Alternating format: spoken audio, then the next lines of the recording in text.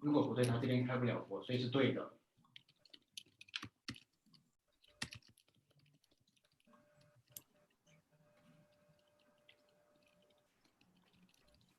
我已经停了吗？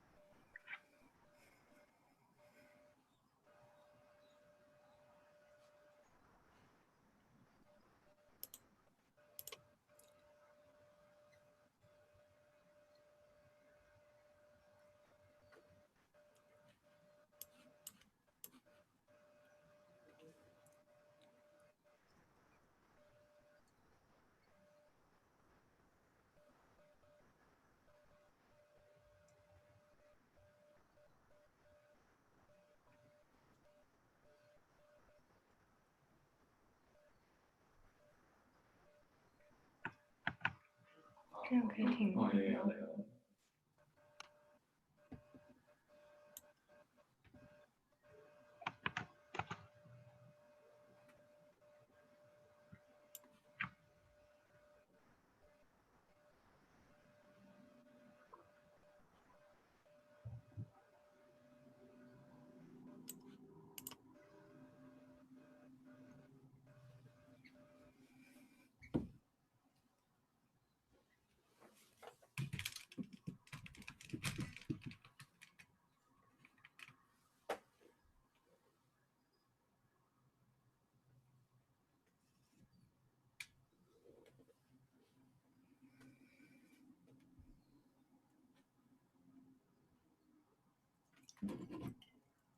？Hello, hello, hello.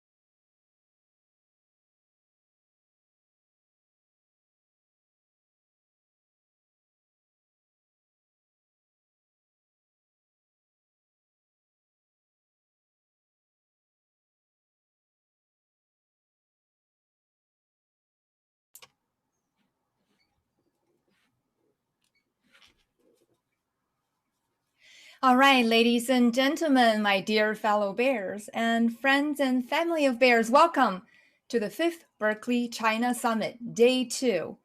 My name is Beatty Zheng, Berkeley MBA alum.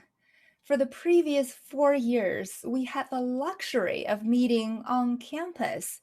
Today, we have, besides the freedom of speech, religion now, the freedom of bottom attire on Zoom meetings. Luckily, I have a dress on, so I don't have to worry about Zoom wardrobe malfunctions like some of the news anchors out there.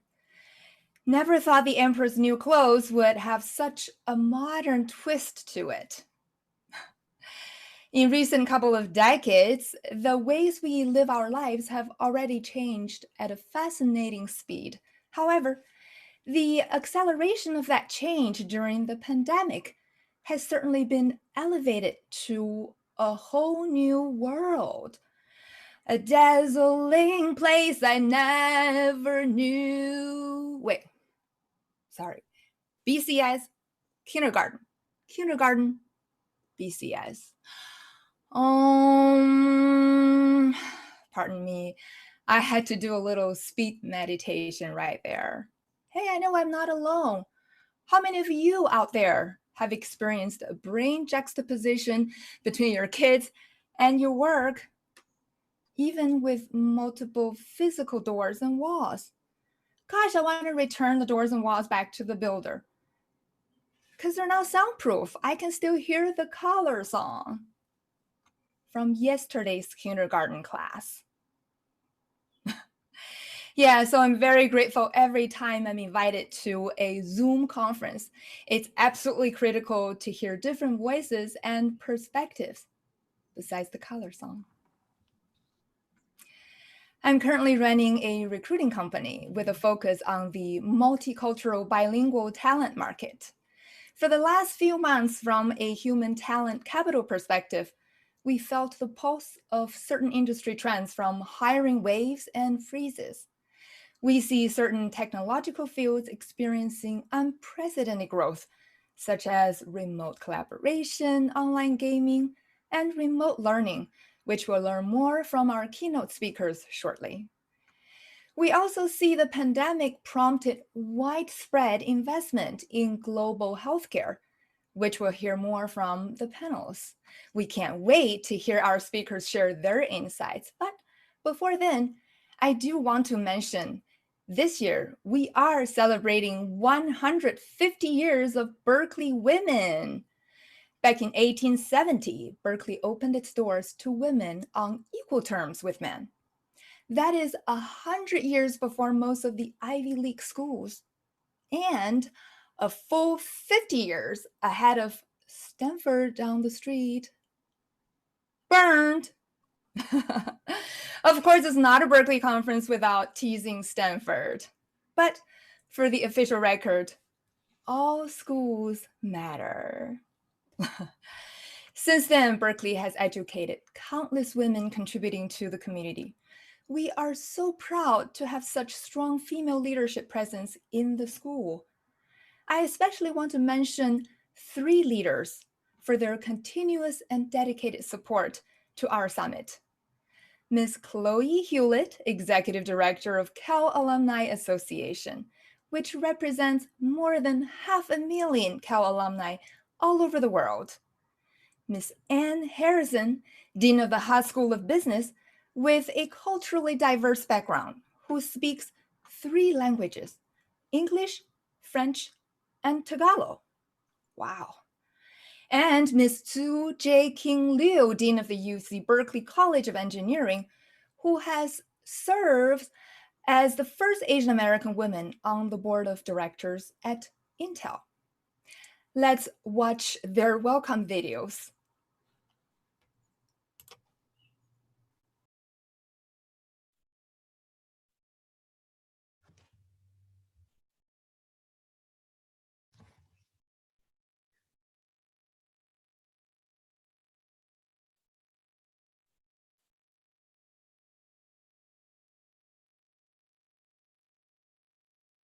Attendees. Thank you for inviting me to be part of this special event. I have participated for many years in the summit, but this will be my first time virtually with our fellow alumni, both internationally in China and here in the United States. As Executive Director of the Cal Alumni Association, I continue to be impressed by the career journeys and accomplishments of our distinguished alumni community. This is reflected in the Berkeley China Summit program of speakers and attendees. I'm especially pleased that you will hear from UC Berkeley's first Chief Innovation Officer and leader of the Berkeley Changemaker Initiative, Rich Lyons. Special thanks to the leadership of the Chinese chapter and the Berkeley Chinese Alumni International Association. I'd like to acknowledge you for your unique contributions to alumni and student engagement on campus and around the world. Welcome to the 2020 Berkeley China Summit. Go Bears.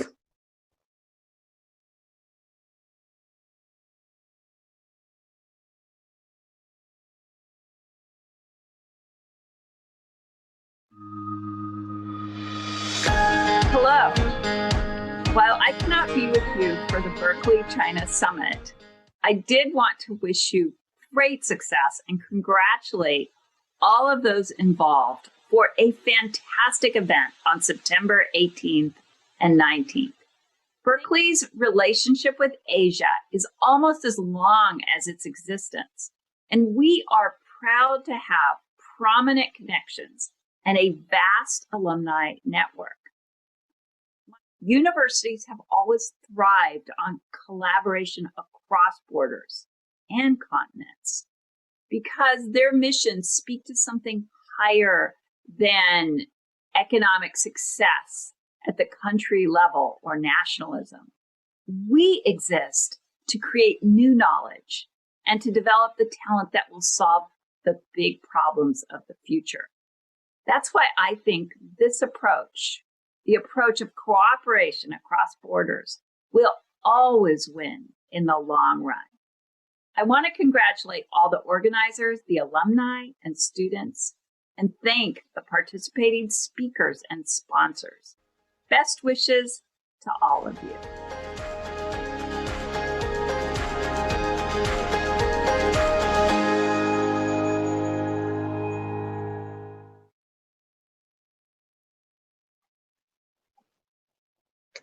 Greetings from the College of Engineering at UC Berkeley. It is my honor and pleasure to help welcome you all to the Berkeley China Summit 2020.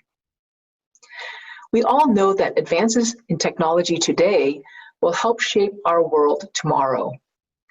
The speakers here today are visionary leaders who will share their stories and insights for success, including in international collaboration. I hope that this conference will serve to strengthen and build new connections to support your individual success and our collective success to ensure a brighter future for all members of our globally interconnected society. Congratulations to the BCS organizers and best wishes for a successful conference.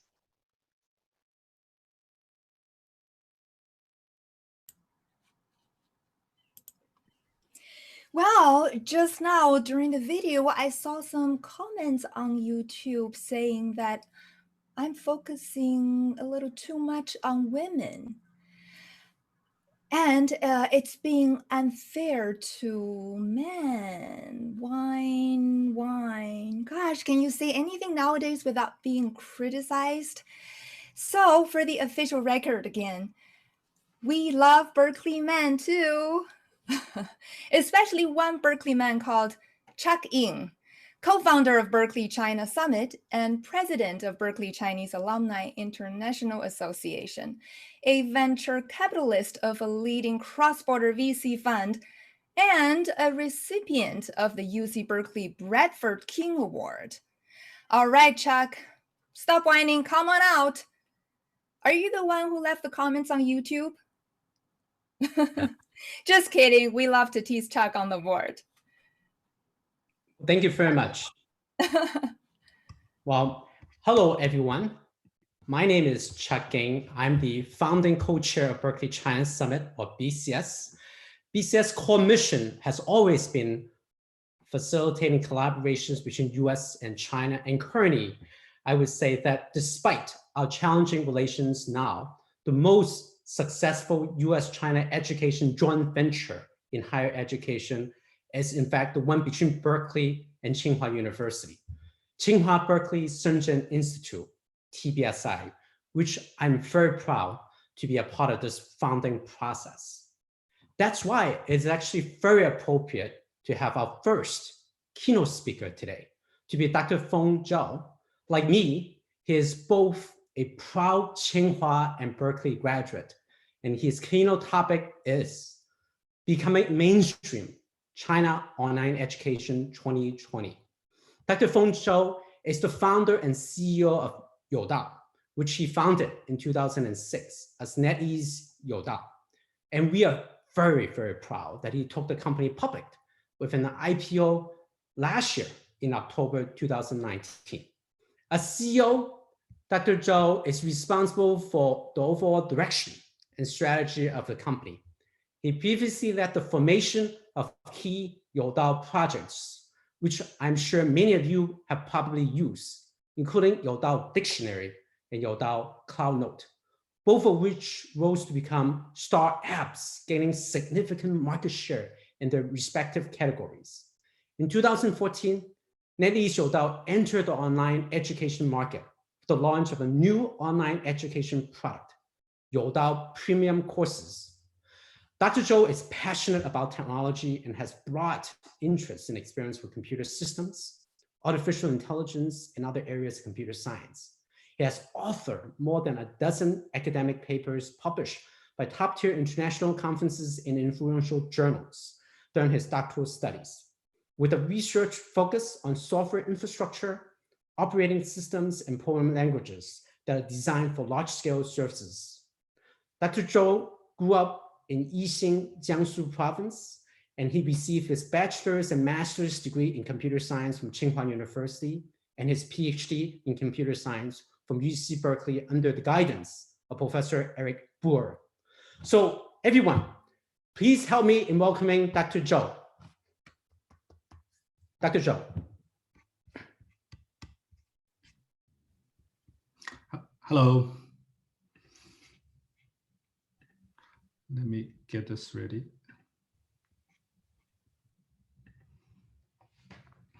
Hello, everyone. Yeah, it's a pleasure to be here. The topic of my presentation today is Becoming Mainstream, China Online Education 2020.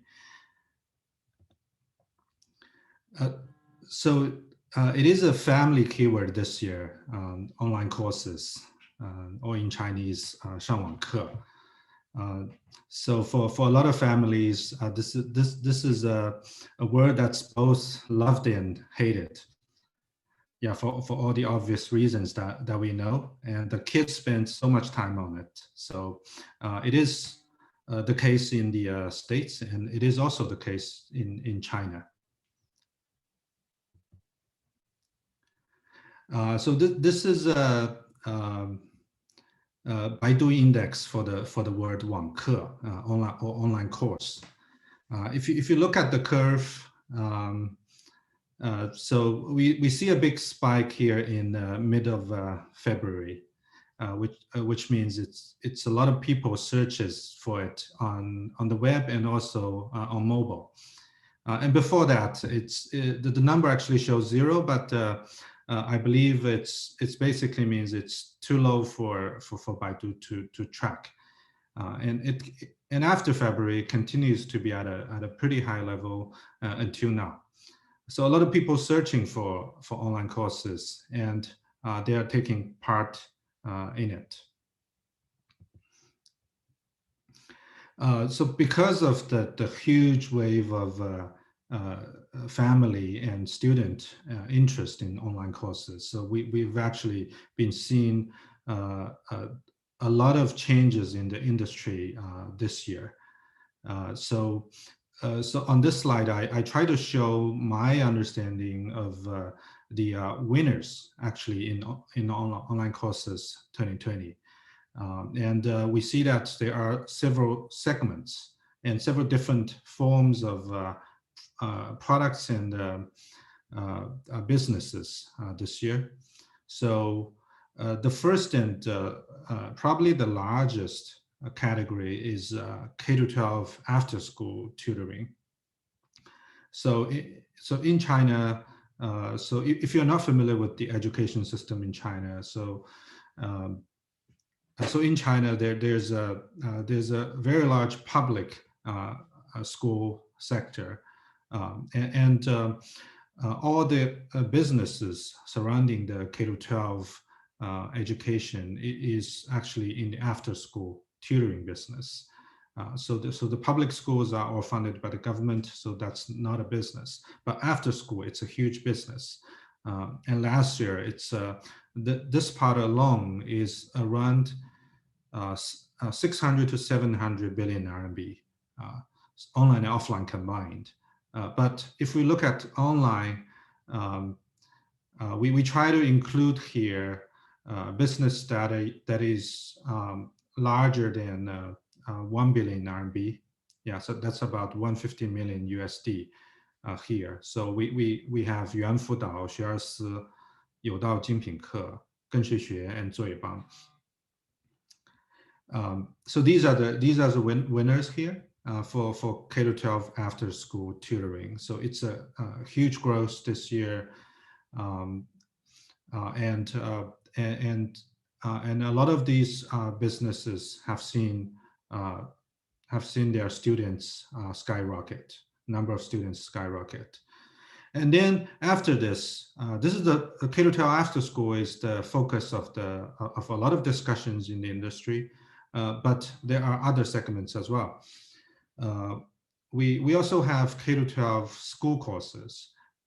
This is kind of pretty new and sometimes very exciting because of the COVID virus.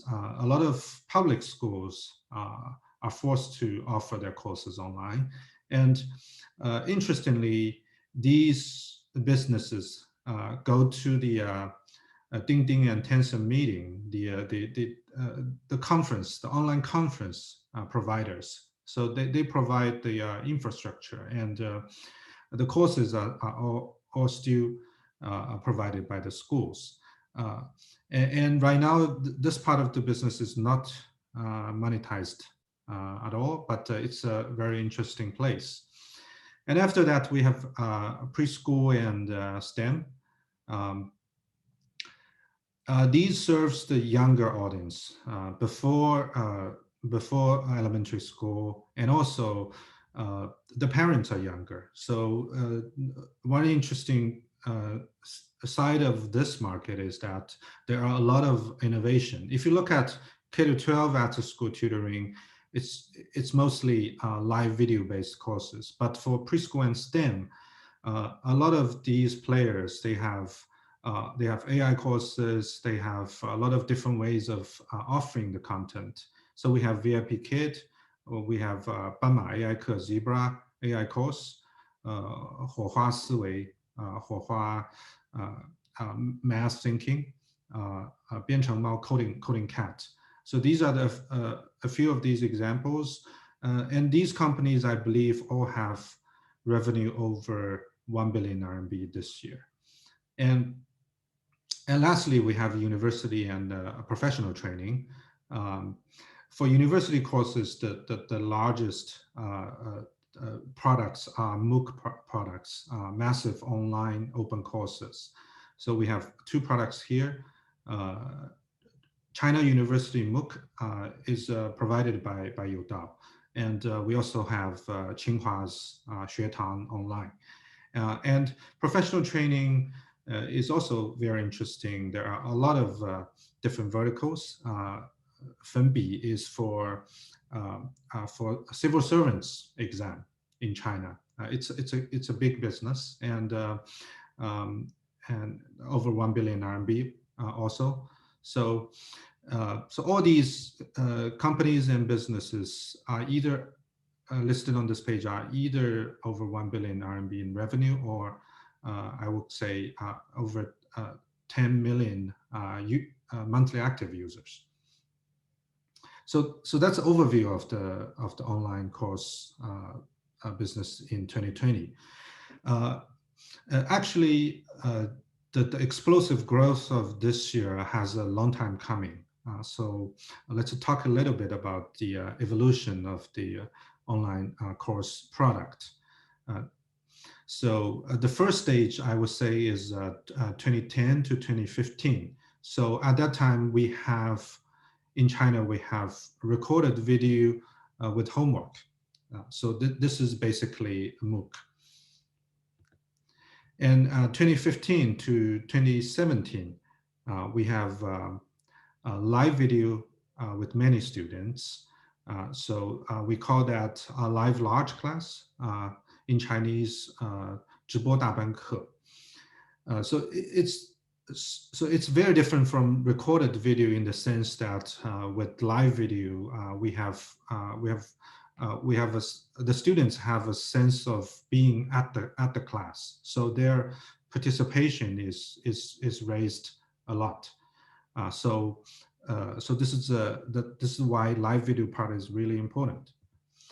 And the third stage is since 2017, we have live video, many students with tutors. Yeah, so just add tutors to the last product form. So we call that dual teacher live large class in the industry. 直播大班双师课. Well, I think 2017 is actually a pivotal year for online education in China, and because with the addition of tutors, we solved the service problem. That education has to be a service for a lot of consumers. Yeah, so with tutors, we solved the service problem, and the usage of the service kind of grew very quickly after that. And then since last year, we see more variety, more innovation, more kind of different forms of products. So, for example, we have recorded video with interactions. So these are what you will probably hear about called AI courses, AI for small kids, for preschool. And we also have a live video with interactions. Also interactions, but put instead of recorded video, we have it with live videos. This is first offered by us, by Youdao. So we call that 直播大班课, interactive large class. So different combinations, maybe many more than the two I listed here. So that's a timeline of the product. And go a little deeper into the scale here. So for example, China University MOOC, it's one of our products. So it serves over 1,000 universities already, and we have this is actually own number. We have over 10,000 courses open on the platform, university courses. Students that are registered in at least one course are over 10 million.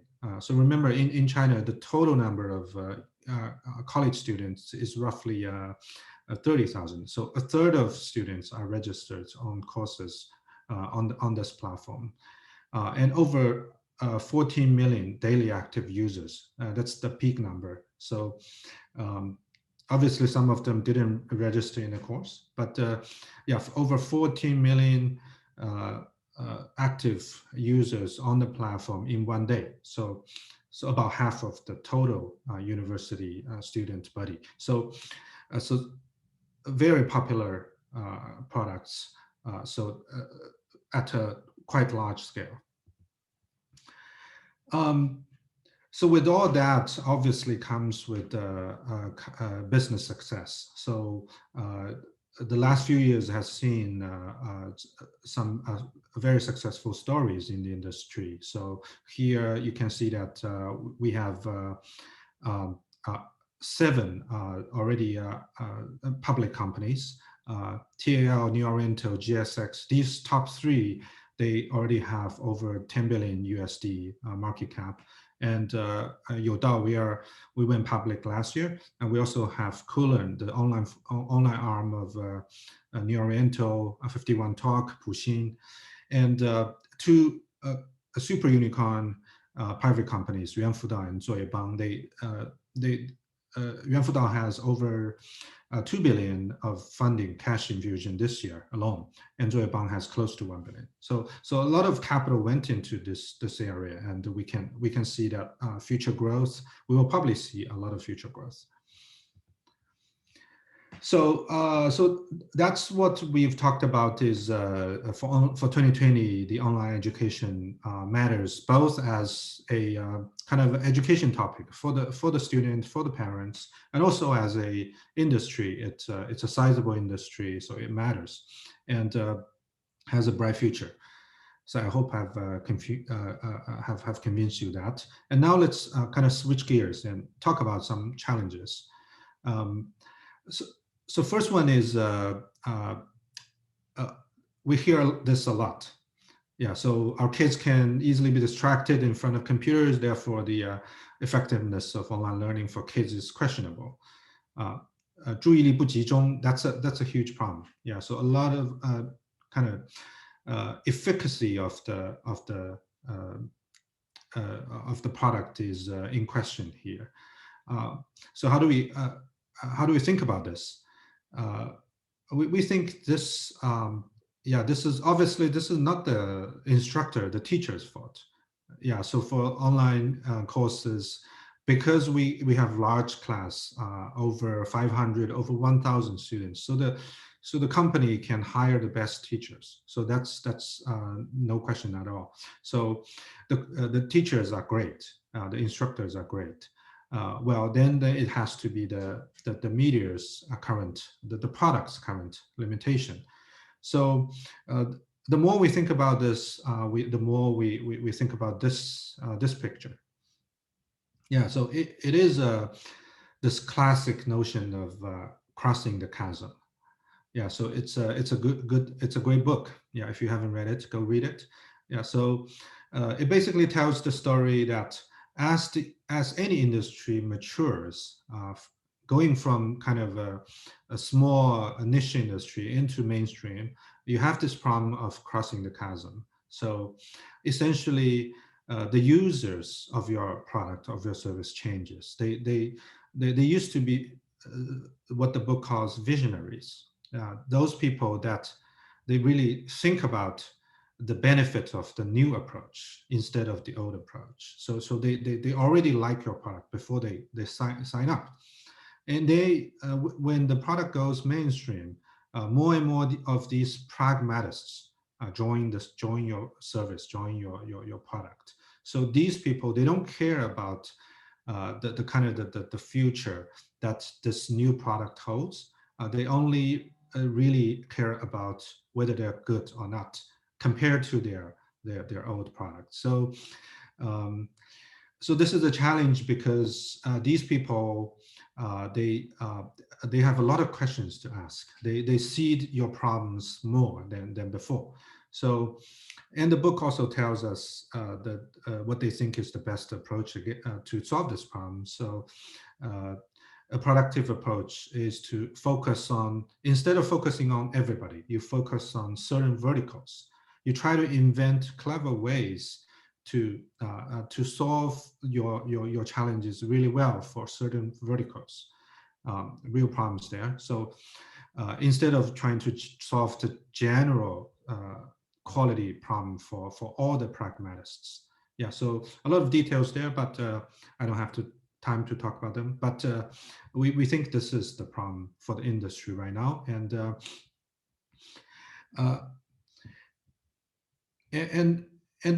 because the real problem is the students are not paying attention, how do you tackle them? Yeah, so one way we've been doing is instead of, some companies have been trying to kind of monitor the students more to see whether they are paying attention, and kind of try to involve the parents to get the students more attention. Yeah, that could be the right approach.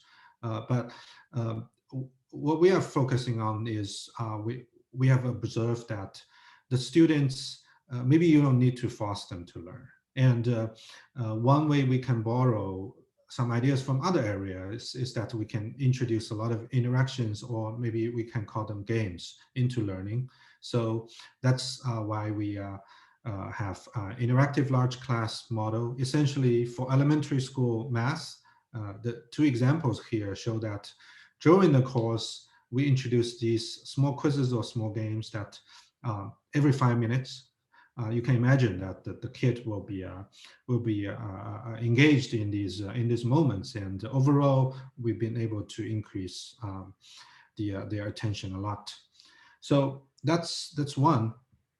And the other side is that technology can really help here. So more advanced technology like deep learning and artificial intelligence. So the example shown here is that in order to get a lot of really useful feedback to the user, so that the student can get more engaged in the courses, we use natural language processing technology for processing students' essays. So for English writing essays and also Chinese writing essays, we can automatically grade these essays and also provide useful feedback on how to improve these essays for the student. So this has proved to be really useful. And the second challenge that gets talked a lot about in the industry is that fierce competition drives up marketing costs a lot. So some media reports, I can read it for you. Total marketing spending is estimated at over 5 billion RMB for the top 5 players this year in the summer alone. And customer acquisition cost per user rises over 2,000 RMB for 2020. Yeah, I won't confirm the accuracy of the numbers here, but you get the idea. And in the picture, you see that yeah, we have 2 billboards, 2 ads for online courses at the same bus station. Yeah, one for us and one for Zoebang. Yeah, so. How do we solve this problem? So I think these couple of points are in the mind of a lot of the leading companies. So to tackle the customer acquisition challenge, so one approach is through operational excellence. So essentially to try to improve every step of the conversion and retention funnels and channels. So how do you get ads that works better? How do you improve your free trial courses? How do you improve your paid courses and all the operation involved? So one famous quote by GSS, 跟谁学's founder is Mr. Chen is better by 3% at each link, and you can beat the investor, your competitor. Yeah, so that's one. Yeah, obviously that's important. And the second, which we spend a lot of effort on, is through product differentiation, which is basically important in every industry. So in the picture here is the for the kids coding class, we actually just released a hardware small computer that lets the student program on it, and it has some really attractive features for the kids. So they like them a lot. And through this kind of product differentiation, coding class with a twist, and the students will be more satisfied, and retention will be better. And also, organic traffic turns out to be really, really important. How do you build a large base of organic traffic? For us, for Youdao, we have a set of learning apps that drives a lot of organic traffic. So here, if you look at our dictionary app recently, you will notice that there's a tab for courses, and there are touch points for students for courses on the homepage, and a lot more. So essentially, that's where a lot of the industry is focused on, basically growth hacking. And they also have other ways: offline customer acquisition. You will hear about this.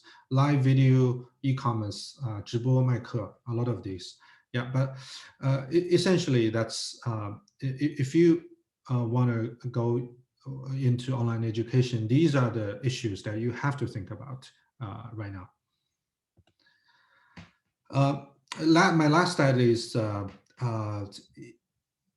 online courses is great, but maybe there are other ways, other ways to learn outside schools. So one product we've tried is we released a hardware product, smart device for learning, 有道 dictionary ping. That turns out to be really popular, and students really love things that are, and parents really love things that are not cell phone, because cell phone distracts, and that products that help them learn. That's why the dictionary pen has really been really popular, and maybe not a lot of people kind of pay attention to this, but learning pads and similar form factors, we think they're really interesting, because again, for the same reason. So special purpose products for kids to kind of not get distracted and also learn. So we think smart devices for learners and kids are a gold mine of business. So we've been doing the dictionary pen, and we will do more products in this area. So that's the stuff I have for you. So in conclusion, we think a mainstream online learning segment is formed, and it's driven by great consumer experience and differentiated products. Yeah, it's not a bubble. It's driven by real consumer needs, and product innovations are driving the growth.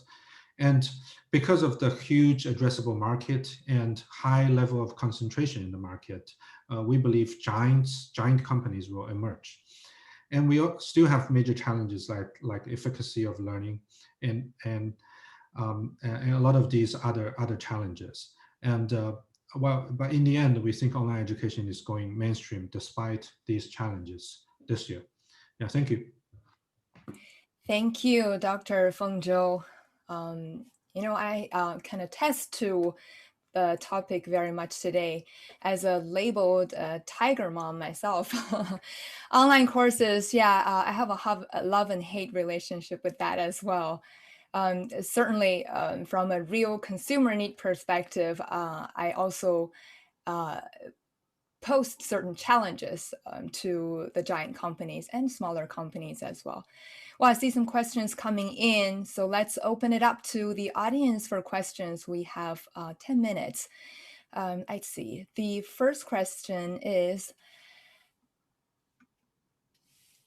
you mentioned about 中国大学 MOOC. There are more than 10 million plus users in China. Coursera is a big player in the US. Do you see partnership opportunity for your company to partner with Coursera, especially on delivering foreign content in China? Yeah. Coursera, and it's actually we already have a partnership with Coursera. Yeah, so that's a good question. So we also have some courses of other US-based course platforms like edX on our platform. So we've been continuously having a conversation with them. But we probably haven't done enough. So because I think the Coursera collaboration happened over 5 years ago, and the MOOC product in the US has changed a lot since that time. And what I've heard is that it actually has a very significant growth in since last year, both because of the product change and also because of the COVID. So we think we are very yeah, we would very like more collaboration to happen, and we think there are a lot more things that can be done. And the most I think the most important thing is that U.S. Universities really has great content, and the course quality is top notch. That's actually in the first place is why NetEase and Youdao kind of started doing courses 10 years ago. Right, that's very good to hear. Yeah. Thank you. And the next question, Dr. Zhou, do you think online courses will be used for reallocating educational resources for people in less developed areas? Is there anyone currently working on this? Yeah, I think a lot of people are looking at this problem because if you look at it, it's maybe the best approach to do this, right? Yeah, because for China, even the most kind of the less economically developed regions, they have very good internet access already. So one of the key problems they face is that they don't have the kind of, sadly, they don't have the best teachers, the best teaching resources locally. Yeah, so even for me, for my hometown, Yixing or Wuxi in Jiangsu, it's economically very well developed, but still, well, yeah, sadly, the best teachers sometimes they go to Shanghai, right? Yeah, so so for all these non-top tier or less developed areas, online is one of the best ways for kids to get access to the best teaching resources. And for we are also, we have seen some kind of charity work in this area too. So NetEase is doing some of it. So we've been doing free courses for kind of less developed areas in Sichuan since last year. And the company NetEase, the whole group has pledged has pledged 100 million RMB for this initiative. So we are, we're happy to hear kind of ideas around this area. So we're working with several foundations on this, and we're happy to hear more ideas in this area. Yeah, I think this is really where we can make a difference. Absolutely, absolutely. Thank you very much for that. And I hope all the other online education companies will follow your footprints in offering less developed area students the education they truly deserve. And that really fits the Berkeley model as well. Thank you. And in the interest of time, we will ask one last question. Online education may have its benefits and is going mainstream. How to handle and address the challenges for students having less interaction with their peers and feeling somewhat alienated, which may cause potential psychological problems?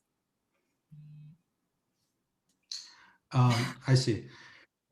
Yeah, I think two ways to look at this. So one is,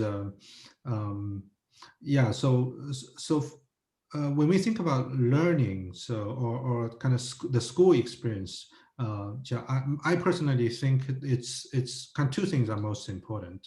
The first one is obviously the acquisition of skills, acquisition of knowledge, right? So the second part is actually growth as a person, the social aspect, the kind of the psychological aspect, and I think the answer is quite clear that for the second purpose, at least for now, you have to have kind of person-to-person physical presence. So that's why really we have to pay so much attention to kids' kind of well-being at this time, because a lot of times they cannot have a kind of full person-to-person education experience. Yeah, even schools when they're reopened here in Beijing. So I think the parents cannot go inside. That's still the problem. So that's not a full experience. That's not back to normal. Yeah. So as parents, as educators, we have to pay a lot more attention to that. And but for acquisition of skills, we think online can do very well, or sometimes even better than offline. Yeah, so that's our kind of midterm to long-term view here. So, but with that said, we think the online companies, the services can still do a lot to kind of make the online experience more enjoyable and also kind of good for the students' well-being. So we have a lot of kind of group discussions. We also have the tutors that talk to the students, and we also have like group activities like the small games that I show. So we hope that these approaches will make the process more interactive, more enjoyable, and good for the well-being of the student. So I think the big idea is that you still have to rely on person to person for the person's growth. You cannot do that purely online, and for a long time. And on the other hand, the companies they will have innovations for better interaction over the years. Maybe some company will figure out how to do AR, VR in this area. So it's I think it's still going to be really exciting. Yeah, absolutely.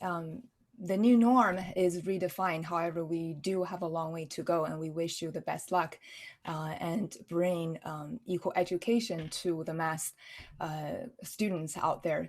And thank you very much, Dr. Zhou, again, for your precious time with us and your insights. And that marks the end of our Q&A session. Ladies and gentlemen, let's give him a round of virtual applause. You guys. Thank you. You guys can probably only hear my clapping. Hope that was loud enough. All right, Dr. Zhou will open a 10-minute networking session right after this. Please look for the link to the virtual networking room in the YouTube chat box, as well as in your handbook. For those who wish to stay with the main agenda, we will move on to the next keynote, a Berkeley man that everybody loves. But I want to give the honor of introducing this gentleman to a very accomplished Berkeley woman that everybody loves as well. I promise for every Berkeley woman I mention, I will mention a Berkeley man. Let's stay politically empathetic. Stop whining. All right, ladies and gentlemen, Anne Su, chairwoman of the 2020 Berkeley China Summit Board of Directors, alumnus of both the College of Engineering and the Haas School of Business at UC Berkeley. She organized many alumni activities while living in China for 10 years, helped launch the summit 5 years ago, and is currently on the board of Cal Alumni Association Chinese chapter. Let's welcome Anne Su. Thank you so much, Beidi. Your applause is heard around the world. Now, let me introduce Professor Rich Lyons. Rich Lyons was actually already a professor at Haas when I got my MBA in the late 90s. However, it wasn't until 2008 when he visited Shanghai as the new dean of Haas, and I headed the Haas Alumni Network Shanghai chapter. Did we meet for the first time. We later met many more times, and I was very honored to serve on Rich's Dean's Advisory Circle for a few years. Now, compared to other politically well-known Haas deans just prior to him, Rich was not very well known outside of Haas or Berkeley. However, perhaps because he was an undergrad at Berkeley, he had a deep sense of connection to Berkeley's culture, down to his bones. And as the Dean of Haas, he orchestrated a school-wide effort to look deep inside Haas's Berkeley roots and emerged with a set of defining leadership principles that would set Haas apart from other top business schools. These defining leadership principles are: question the status quo, confidence without attitude, student always, and beyond yourself. These principles not only attract the kind of talent that Haas wants, they also challenge and inspire the graduates to carry them out into the world. Now, using culture as a differentiator was a great move. Not that Rich hasn't done other great things like teach finance to generations of MBA students and even Wall Street nerds at Goldman Sachs, raise funds for and shepherd the construction of the greenest building on campus, Connie and Kevin Cho Hall, whom Kevin Cho will be one of our panelists later on today. He also partnered with the College of Engineering to create a dual degree program and many other big and small accomplishments throughout his 10 years as dean. But I think his biggest legacy until now may be defining and instituting these leadership principles at Haas. However, in his brand new role as the first Chief Innovation and Entrepreneurship Officer at UC Berkeley, perhaps his greatest legacy is yet to be defined. As what the head of NSF's engineering directorate, Dr. Dawn Tilbury, told us yesterday, basic research is the foundation to technological advancement of humankind. UC Berkeley is a leader in basic research in numerous fields. How we apply the results of this research to make innovative products and how we encourage entrepreneurship to bring these products to market to better serve humanity is Rich's current challenge. I am sure that we have the right person for the job, and I am sure that Rich will rise to the challenge. Here today to talk to us is Rich Lyons on Berkeley's breakaway ecosystem. Take it away, Rich. Thank you for that, Anne, and thanks to the organizers for having me here. This is a remarkable conference and obviously a foundational relationship for Berkeley. This new role is obviously a change of pace from being a dean on the Berkeley campus. I thought I'd say just a few things quickly about the role. And then two topics. So of my 3 priorities this year, as I've agreed with my boss, I'll talk about 2 of them and give you some sense for why these are such important priorities. Back to the role, though. Here's one way to think about it. If we ask the question, this is essentially what Anne just said. What problem are we trying to solve here with this big long title, Chief Innovation and Entrepreneurship Officer? Well, this title, this not just the title, but the role didn't exist before January of this year. So why did Berkeley create this? Why did we need this? Why do we need another high-priced administrator, for crying out loud? So that's a reasonable question. I think about the problem we're trying to solve this way. The intellectual creativity that is Berkeley, we want to transform that into even more societal benefit. That's really it. At what efficiency is that current transformation happening from Berkeley's intellectual creativity, which is vast, to societal benefit? And technology transfer and intellectual property management isn't the only piece of that. In fact, our teaching mission is a very important piece of that, right? The ripple effects of all the people that we create. That intellectual creativity goes into those people, and those people go into the world, and they change the world, and all the rest of it. But our intellectual property is an important part of how Berkeley advances society, creates benefit for society. So that, you could say, well, that's kind of the problem statement for your job, but that's kind of the problem statement for Berkeley, right? I mean, that's pretty fundamental. Of course, my role is just one little slice in that larger problem statement. Okay, so that's the frame. And if somebody said, no, tell me more about why we needed this job, I think some people would say, well, we've had tremendous development of our ecosystem. We've actually developed a time lapse of the Berkeley innovation and entrepreneurship ecosystem. I'll show you where that is on the website in just a moment. It's on the public website, but it shows a picture of all the parts of the innovation and entrepreneurship ecosystem in the year 2000. And then it shows them in 2005, 2010, 2010, or 15, and 2020. And it's just stunning how much development there's been. So Berkeley often evolves as 1,000 flowers bloom. It's a very decentralized place, very entrepreneurial place. But maybe it's time for a little bit of intentionality as we think about that ecosystem. So that's another way to think about why this job was created, is what would a little bit of intentionality, not a lot of formal authority or power, but some intentionality, what would it look like? So I'll be very explicit about that intentionality. All right. So a couple of topics, and I want to make sure I leave time for a Q&A. So I'll go through these topics relatively quickly. I love these two topics. They're two of my priorities, but there's much that can be said, and I'm sure there are lots of good questions in the audience. So here's topic number one. Again, these are two of my three priorities for the year. Topic number one, I mentioned this idea of how do you bring intentionality to an innovation and entrepreneurship ecosystem that's as evolved already as Berkeley's is.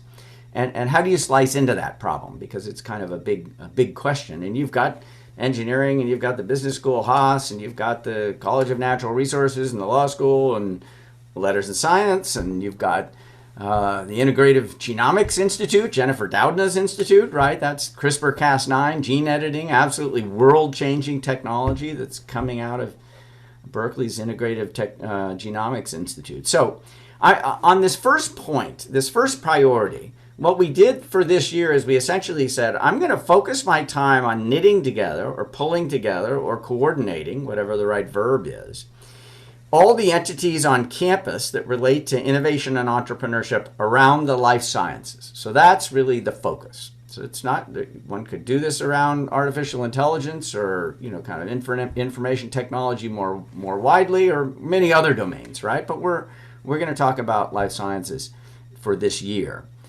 Now, what are some of the assets that are already on the ground in the life sciences? Well, I've already mentioned the Integrative Genomics Institute. That's a building that didn't exist 5 years ago. For those of you that have been to Berkeley recently or are still close to Berkeley, it's that building that's Oxford and Hurst. It's very close to Oxford and Hurst there. It's right on the corner of Oxford and Hurst, if you recall where that is. It's sort of the northwest corner of our campus. And Jennifer Doudna and many other researchers are in there. And so you can think about that as, the real gene-centric research, not just gene editing, but lots of remarkable gene-based research going on there. So that's one. Another is QB3, quantitative biology. That's in Stanley Hall. Some of you will remember Stanley Hall, which was the seat historically of MCB, Molecular and Cell Biology. And QB3 is actually a consortium, UC San Francisco, UC Berkeley, and UC, I believe it's UC Santa Cruz. And it is focused, it's got lots of lab space and lots of downstream sort of applied research that's going on, also basic research in the life sciences. But that's another important asset. I mentioned that IGI hasn't, Integrative Genomics Institute is relatively new, the last 5 years or so. QB3 has actually been part of the Berkeley campus for 20 years, so that's an older asset. We just launched, as you saw maybe in the write-up, a new dual undergraduate degree. So we're calling it a biobusiness dual degree.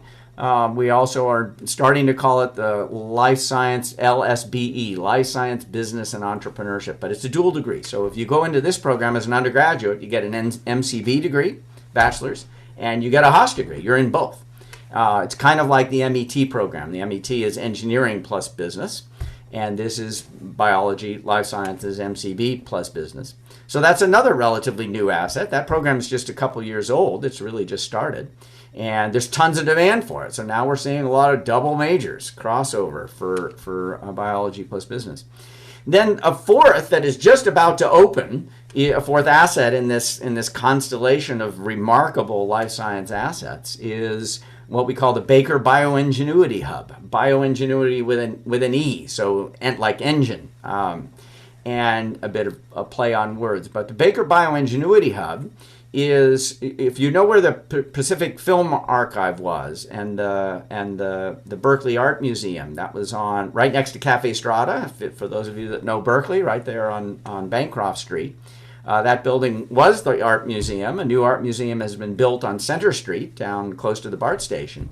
And that building hasn't been used since the new museum opened, and it's being transformed into a life science space. They call it hard tech and tough tech, but you can think of it as mostly focused on life science. And half of the space is going to be labs. It's going to be wet labs. It's going to be research that can go on in biology. Now, you might ask, well, why do we need yet another thing that sounds a lot like QB3 or IGI and these other things that we have?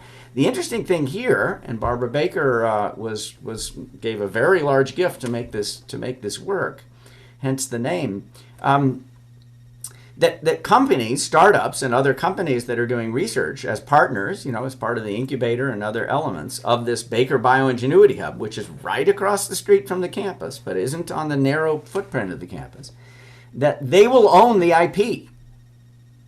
See, that's part of the issue. When you do research in a lab, you're a graduate student, you're a PhD student, you do research in a life science lab at Berkeley, UC owns that intellectual property.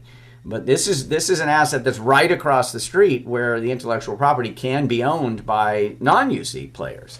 And so it's going to pull a lot of interested, really important startups, right? The best startups in the world that are doing life science would probably want to be in this incubator, would want to be in this space. So we think it's going to be an absolutely world-beating space. And then finally, I realize I'm kind of going on here, but another element of this is we just got a nice gift for a new Bio-Entrepreneurship Center. And this Bio-Entrepreneurship Center, its job is pulling together the other assets. It's like, oh my gosh, we don't need yet another entity. It's like very fragmented and confused. You have all these things. It's like, wait, let's create a new kind of center. So we're talking about a new category of center.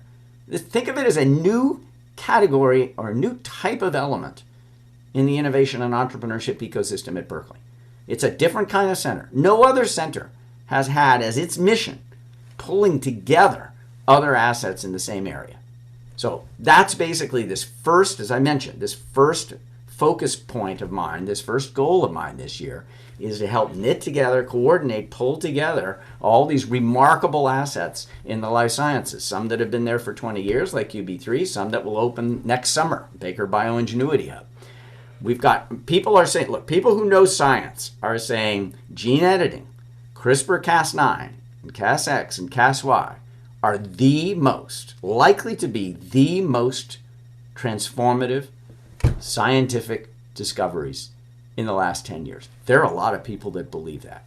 So this is the next couple of decades of the life sciences, and Berkeley's trying to get that part of its ecosystem to an absolutely world-beating level. It's already, in many ways, world-beating, and gene editing was such a great discovery for Berkeley. In any event, okay, so that's priority one. I'm going to mention priority two. I'll go a little bit quicker on priority two. I think we'd like to try and break for Q&A around, I'm Pacific time, around 7:20 my time. So I'll probably stick to that if I can. So another 4 or 5 minutes. The second priority for me, I'm going to talk a little bit about the Berkeley Changemaker. What's that? What's that? What are you talking about? Now, nobody thought my job description was going to have anything to do with curriculum. Sort of like, okay, IP management? Yeah. So one of my direct reports is the woman who has wonderfully run IP management for Berkeley for a long time. Her name is Carol Nomura. She's a direct report to me. Caroline Winnett. Some of you know Caroline Winnett. She very ably runs Skydeck, the most important accelerator on campus. She's a direct report to me. So those are things that you might imagine, well, yeah, that if you design some new job called Chief Innovation and Entrepreneurship Officer, those are two things that would naturally report into it. But curriculum, it's sort of, what are you doing with your fingers in curriculum? Well, it's not just me, it's a whole team of people. But we created a course that we taught this summer, and we taught it to incoming students. So it was mostly freshmen, some transfers, but mostly incoming freshmen. It was called the Berkeley Changemaker. It was focusing on critical thinking skills, collaboration skills, teams, how do you work in teams? Critical thinking, collaboration, and communication. How do you stand up in front of a group of people and influence them orally? For example, how do you induce a greater sense of agency in people that I'm going to have an impact? So it's part leadership, part entrepreneurship, part sort of social impact. It's all of those things together. 500 people signed up. Over 500 incoming students signed up for this class. Unprecedented. First time it was offered. You should see the comments of the students. It's like total game changer for me. Total shift in perspective. So, Berkeley Changemaker, how big could this get? What if 20, 30, 40, 50, 70, 80% of incoming students took this class? Not because it's required, but because it's demand driven. So now we're not just talking about curriculum, we're talking about narrative, we're talking about identity. So here's a thought experiment. So we've got some wonderful philanthropy that came in to fund this effort. And part of what I say to donors, I'll just be completely frank because I say it to everybody, but I say, here's a thought experiment. I'm going to say 5 things, no commentary in between. You tell me whether one of these pops off the list. You tell me whether one of these things actually leaps off the list. Here we go. Number 1, Harvard Changemaker. Number 2, Princeton Changemaker. Number 3, MIT Changemaker. Number 4, Stanford Changemaker. Number 5, Berkeley Changemaker. Now, Berkeley is the only public institution on that list. All 5 of those institutions are obviously extraordinary.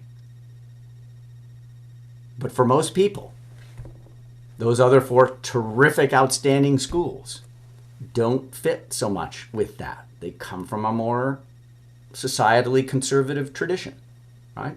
The elite privates. That's a different tradition. Berkeley is encompassing. Change has been at its core from its history. And of course, we see that in its history. And even more fundamentally, the values. If I said, question the status quo, as Anne said in the introduction, and then I said Harvard, Harvard's a very innovative place. Harvard, question the status quo, it's not their brand. It's not their identity. It's not where they come from. It is where Berkeley comes from. It's always been where Berkeley comes from. A couple of values, question the status quo and beyond yourself, service to something larger. I'm in this to make an impact, to change, to make this better. That is my focus. We want people to come to Berkeley with that mindset, and we want to develop that mindset. Now, that can be pure entrepreneurship, and that's fine. So we're not just talking about social impact. We're talking about build something, create something, build a company, but be an actor, have agency, have impact. We think that this narrative, philanthropy's rolling in, as I said, we're building a set of connector courses. Where do you go from this first course, the Berkeley Changemaker, to the next course? Well, I'll give you an example. Every undergraduate, as many of you know, has to take a course called quantitative reasoning. There's a lot of different ways to satisfy it. What about a new course that's called Berkeley Changemaker, quantitative reasoning? That puts a why platform underneath a requirement. Why do I need these quantitative tools? It gets applied to a certain set of things. The course is not dumbed down at all. It's the same tools. It's the same rigor. But all of a sudden now there's a frame within which it's applied. Okay, so I'm going to stop there. Those are the 2 of the 3 biggies. I can talk about the third if you have any questions about that. But, you know, this remarkable ecosystem. And if you're looking for that map, remember I mentioned the time lapse. If you just do a web search of Berkeley time lapse, I can send it to the conference organizers, but you can also find it on the IPIRA website. So IPIRA is our Technology Transfer Office, IPIRA. So go to IPR, or just search IPIRA Berkeley. You'll get to the IPIRA website. If you then click on Entrepreneurs, one of the tabs at the top, it will show, it has an ecosystem button. If you click on that ecosystem button, you'll find this time lapse, but you can find it a lot of other ways. We've got to take all these remarkable assets and make them more than the sum of the parts. That's job 1 for me. And job 2 for me is this idea of what if Berkeley became absolutely singular, absolutely incomparable with this Berkeley Changemaker narrative. By the way, those 2 words we are trademarking. We have trademarked in a common law sense. So this is a ball we're running with. 500 students isn't 30,000 students, but we think we can scale it. So I'm going to stop there. Thank you for listening. I look forward to your questions. Thank you very much, Rich. Berkeley Changemaker, that class sounds fascinating. I'd love to audit your class as a Haas alum. Is that open to Haas alumni, by the way? Great question. So we are working with the California Alumni Association to take chunks of it and possibly the whole thing and make it available to alumni. Right now, it isn't. It was just offered for the first time at the end of the summer, but we are definitely working out ways to make it available to alumni. Awesome. Sorry, I took the first class. I was jumping on that. Well, Rich was actually my dean during my Berkeley MBA time, and everybody loves Rich. And some of you may not know, but he's a great musician and plays beautiful guitar. I was lucky enough to see his live performance before. But you can check out Rich performing. One of my favorite is Bare Necessities on YouTube. It's absolutely amazing. But now let's open up to the audience for questions. The first one, can monetizing Berkeley's IP help with our budget? Yes, it can. But the question is sort of how much.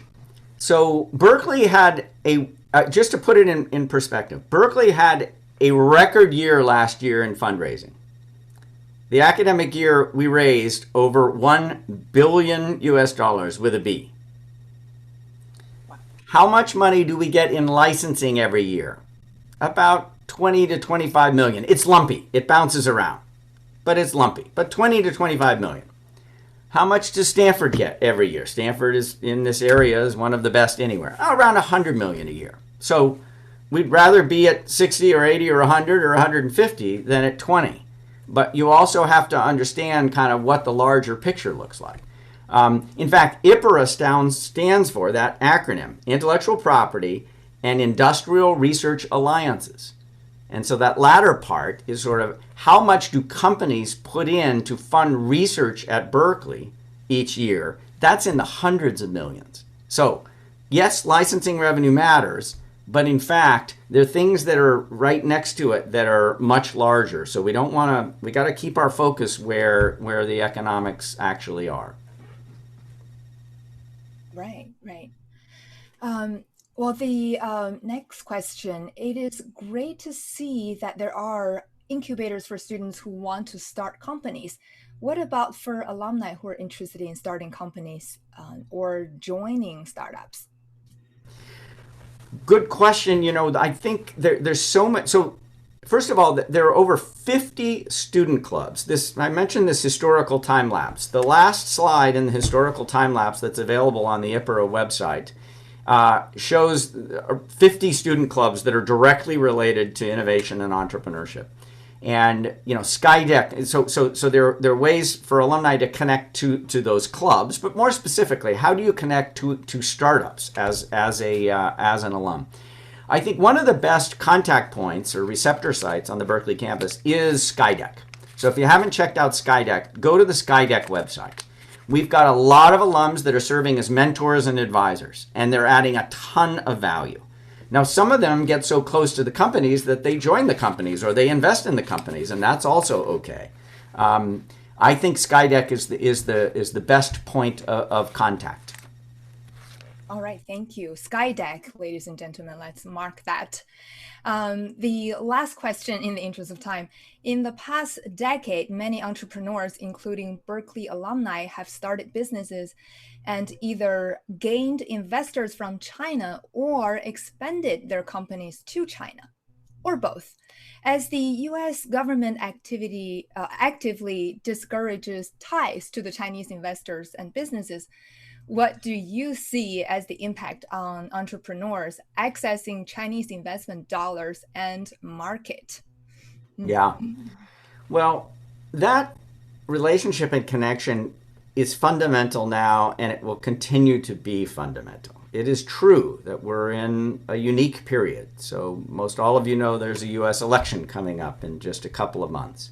Depending upon how that election goes, that policy variable could change radically, or it could not change. We still obviously don't know. But if a new president is voted in, everybody expects things to go back to something closer to where they were.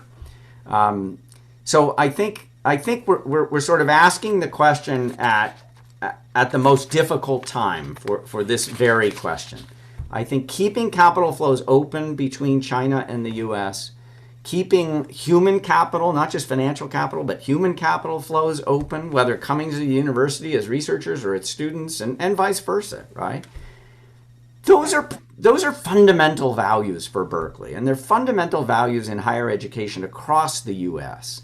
And we need to get, in my judgment, we need to get back to that fundamental value. Yes, absolutely agree there.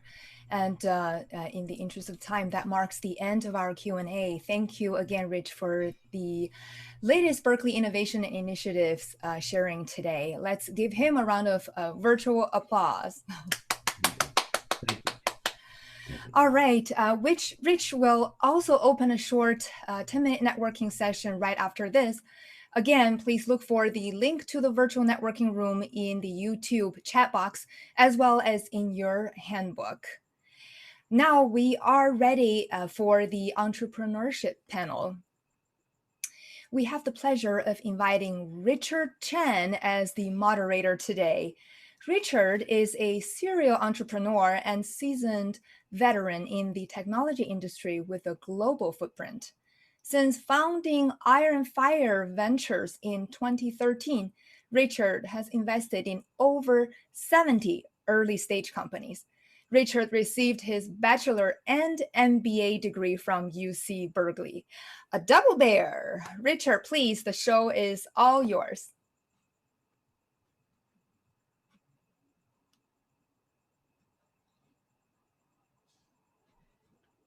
Richard, are you online? You are, let me take a look.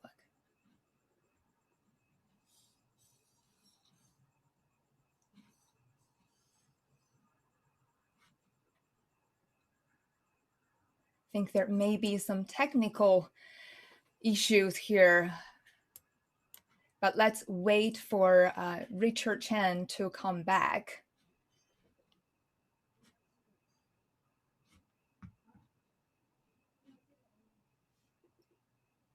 You know, indeed, in this technology empowering the world, we still have challenges such as technical issues like this.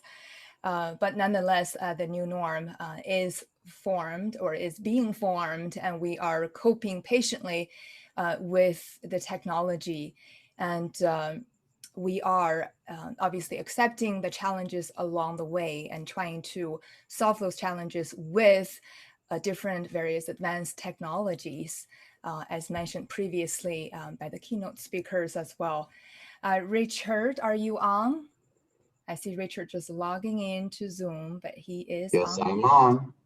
All right, all right. I had just introduced you, and now please, the show is all yours. All right, so let me get going. And I assume everyone else is on. Let me double check.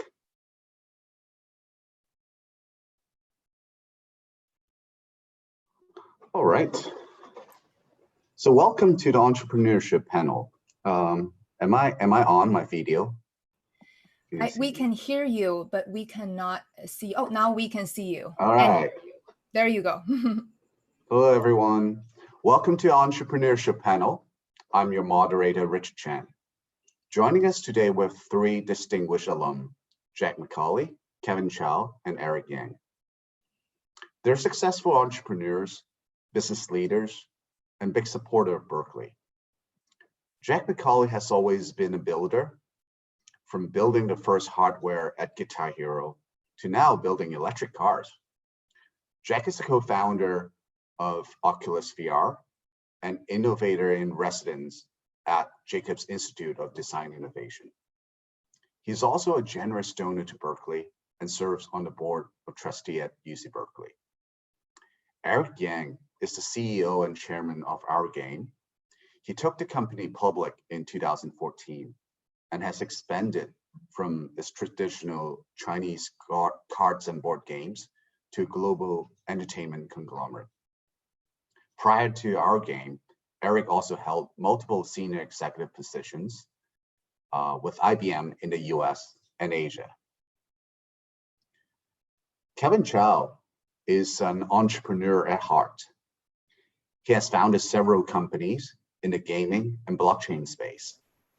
He's the CEO of Rally, founder of Gen G Esports, Forte, and spent 10 years building Kabam from the start to a 400 million annual revenue company.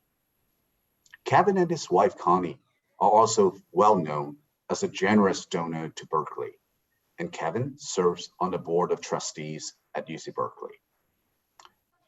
Today, we're going to discuss how the pandemic has impacted entrepreneurs. The pandemic changed all of our lives, the way we travel, study, and work.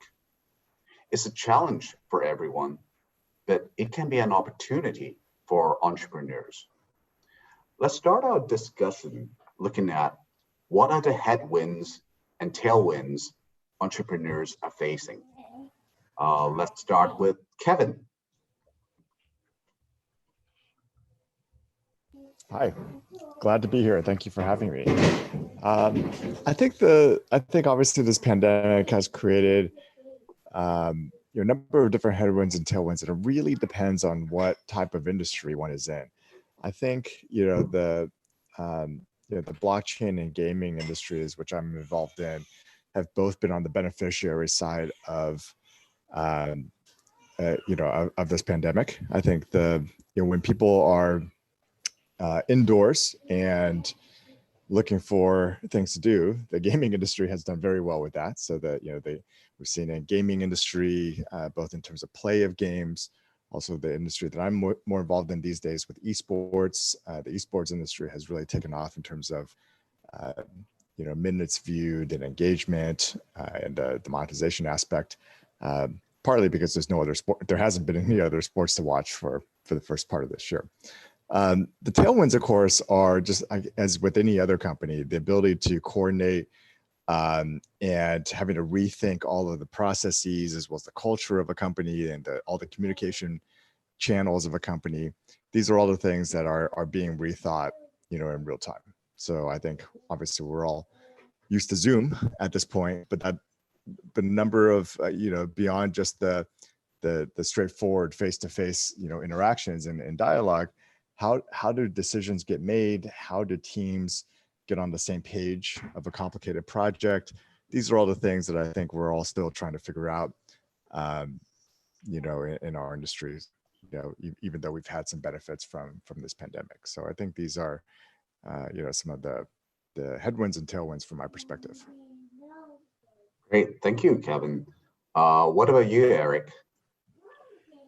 Yeah, thank you for having me. I think we have similar situations to as Kevin's.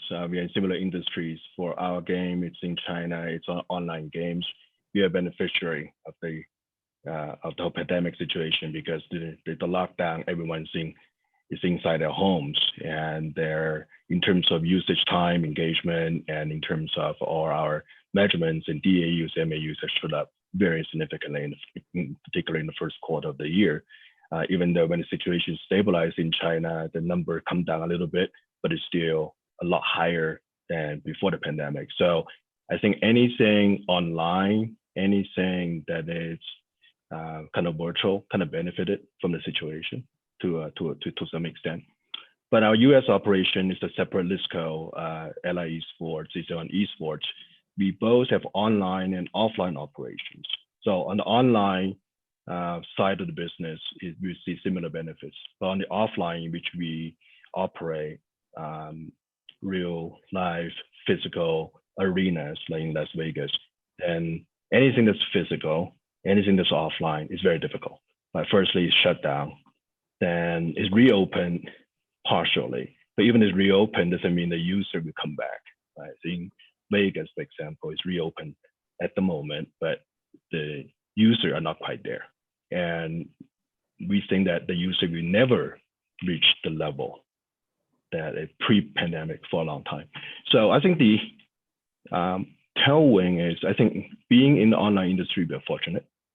It's really how to capture that massive migration or rediscovery of onlineness or connectedness, and continue to discover business opportunities on that. In terms of the headwinds, is how to move and rethink and re-strategize all our offline businesses and move it online, right? How to make it equally authentic, how to make it equally engaging for all we used to do offline and now make it online. If we don't do that, I think offline business for many line of business are extremely challenging, or you never recover. I see. Jack, if you can unmute, can you share with us what are your thoughts on the headwinds and tailwinds entrepreneurs are facing? Sure, thank you. It's an honor to be here, by the way. A lot of distinguished people on the panel. Eric, Kevin, and so forth, everyone here. Here's my take on this question from the boots on the ground perspective. The problem most startups have is finding qualified and talented people to do the work. That's the problem. If you want to do a startup, let's say in gaming, what is your draw to bring people in who work very stable jobs at Activision, Electronic Arts, Konami, Namco, Microsoft, to come to a startup when they're got security and high pay, and to come into your startup and do work. And so often not, it's hard to recruit those people. So you have to go into the broader community to recruit. The problem that I've run into before is finding people with the skill set that is required to do the work. That's the first thing that I've run into. The second thing is just the funding. To run a startup company, it takes a good CEO who's connected. In the case of Oculus, we had that. We had a great CEO, Brendan Uribe, who was very connected to venture capital people. He had money himself and funding himself, and he was a great people person. So those are the elements that you need. A CEO of a startup doesn't necessarily have to be a technical person. He has to carry the vision. Now, I know that Elon Musk calls himself a CTO. I don't know that his technical abilities are, on par with the, space scientist type or physicist, but he is, after all, the sort of the P.T. Barnum or the sales guy, the front end of Tesla and SpaceX. It takes a person of that caliber to carry it through. And so when I get recruited by a startup, I don't work anymore. I'm not going to another startup for the rest of my life, I hope. I take a look at that person who's at the top and see what his background is. Also, in terms of the Activision acquisition of Red Octane, I looked at the product and the quality of the personnel. Unfortunately, we had actually at Oculus and Red Octane, we had good quality people there. But I've been in situations where, they just can't get qualified people in there. It's also having the chief being able to convince investors to invest. And when you're a hardware startup, it's hard to get investors. It really is, because it's so expensive and so risky.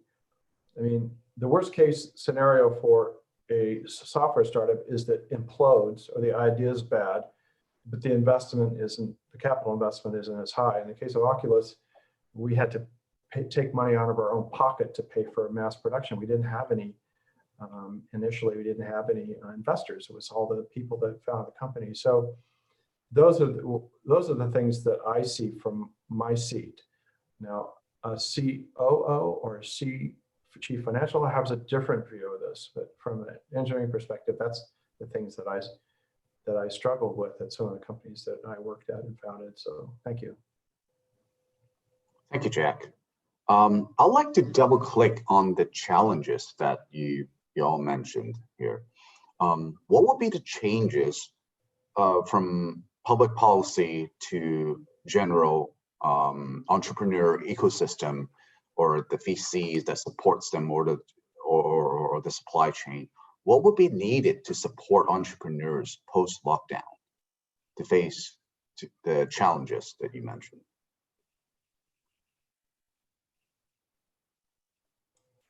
If I may chime in, please, Richard. You know, what has been enumerated by this COVID lockdown? First of all, I'll just back up a little bit. I have a lot of friends in China. I worked there for a long, long time. When this thing broke out, I was on the phone trying to find out if everyone's okay. And what I found were people in fear, primarily afraid, because the Chinese knew about what we knew about it. You didn't know what was going to happen. And so the most extreme and conservative things were implemented. And now things in China are kind of back to normal almost. This is what I'm told. I haven't been back there in a long time. So, and things are going well. So the similar pattern is probably going to roll out here, where we find out this thing isn't as bad as we thought it was. The death rate isn't that high. And it's a lot of it's just driven by being afraid. But the good part that's coming out of this is that we can now work remotely. I can recruit the best engineer who wants to live in Indiana. He doesn't want to live in California. It's expensive, so on and so forth. His family's there. I can recruit that guy, and he's productive with the tool sets that we're using now.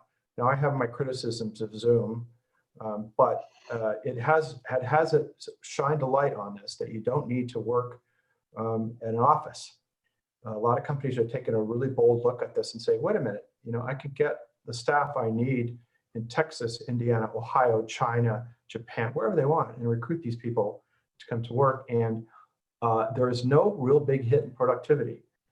One area, though, which is a lab with equipment and so forth, and hardware lab is, you know, it's a different animal. But for general software and IT stuff, it can pretty much work remotely. It's been proven now. So that's it. What about you, Eric? From what I've seen, it really depends on industry. From my industry, I think it's fine. In fact, our office in the U.S. headquarters in Southern California has been reopened legally. It's allowed to reopen since June, but we chose not to. Right? What we have discovered is our productivity is in fact higher by working from home and remotely. And we start work there at 8 o'clock and it doesn't end. So we save all the commute time, and there's no one got any excuses not being able to make a meeting. And with the tools like Zoom or Team and other tools that we use, we don't see a productivity loss. The interesting question is, do we ever want to get back to the previous mode of working? Right? So we just leased a brand new office space in November of last year. We got a 5-year lease, and now we might not want to keep that lease because we don't need that much space. So for software, for IT, for online, for gaming, I think it's opportunity to rethink what's the optimal way to work, right? Given that we have the experience and the opportunity to experiment in a very big way in the past few months. That also extends cooperation like globally, like China and the US, how we work remotely. Before, there are instances we think that we have to have face-to-face meetings, right? But now we think that we still need that, but to a much lesser extent. So I really think that it's for certain industries, is really about time to redefine and rethink how we work going forward. And I'm not sure how public policy we figure into all this in helping entrepreneurs. I always believe entrepreneurs are, we are always on our own. Right, so we make things happen. It's not relying on public policy. So if they are more open, or in terms of providing funding or providing financing, I think that'd be great. I've never seen that happen before. So I'm not sure it'll be different this time. So entrepreneur, we are on our own. So we just have to focus on our products, our services, and our customers, and hopefully our stuff are good enough. So at the end, we not only survive, we excel. Thank you, Eric. Kevin, do you agree that entrepreneurs were on our own, or are there other forces that could help us, whether it's like public policy or, in general, a broader ecosystem that at play that can help the whole industry? Well, I think, depending on what stage a startup is in, in meaning that the earlier a startup is in its life cycle, I think the more important it is to not be dependent, to remove any dependencies that you have on things that you cannot control. So by definition, relying on public policy for anything that's critical to what you need to do as a startup is putting your fate in somebody else's hands, and especially if you're depending on a federal government or something else that could be very slow moving.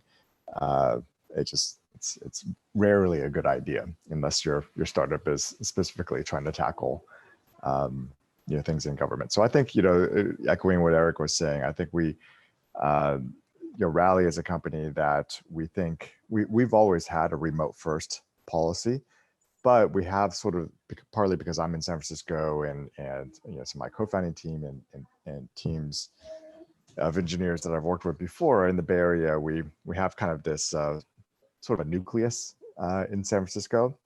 And it's actually been a challenge for us in the last 12 to 18 months in terms of prior to COVID, in terms of everyone who's working. We have a number of engineers in Oregon and Brazil and Malta and Korea.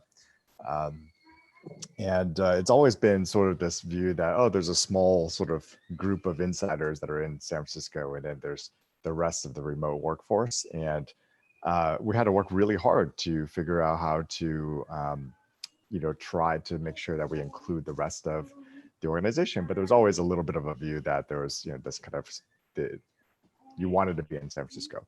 So I think one of the nice things is that there's, everyone's remote, including all the people in San Francisco. Now, I will say that, where we are dependent on a little bit of public policy, for example, is that we did have, once a quarter, we did try to facilitate face-to-face, meetings. Certainly once a year, kind of a bigger, type of event where we try to get everyone together. Obviously, that's a big challenge. I think one of our bigger challenges, especially, is that when we try to get people from China and Korea to the U.S., it's harder to get visas, for example. So that's a very large pain, today. And I think there's good reasons why that's happening in terms of trying to obviously stop travel and the spread of the pandemic. But I hope that some of the geopolitical things that we're facing right now are things that we can figure out how to work through. So I just think the world is more and more interconnected, and we need to find talented people all over the world who are really passionate about building a certain startup. And I hope we can get back to the point where we don't have to think, this person is in a country that's going to be hard to have a face-to-face meeting with, and we're going to deal with travel restrictions and other things. And I hope that we have a little bit more discourse in that. But in general, I think we're, as a startup, we just think, if we, how do we avoid having to be dependent on public policy, and of course, try to be good citizens in terms of shaping that policy, but to make sure that we have our own destiny in our own hands, first and foremost, as a startup. Great. Thank you, Kevin. I guess let's delve a little bit deeper into the experience. I think a lot of audience, they're entrepreneurs. They will be curious about what operational changes you have made. For example, cost cutting. Where do you cut your cost? Do you change your supply chain, distribution channels that you have made in your company, or companies that you advise to cope with the current COVID situation?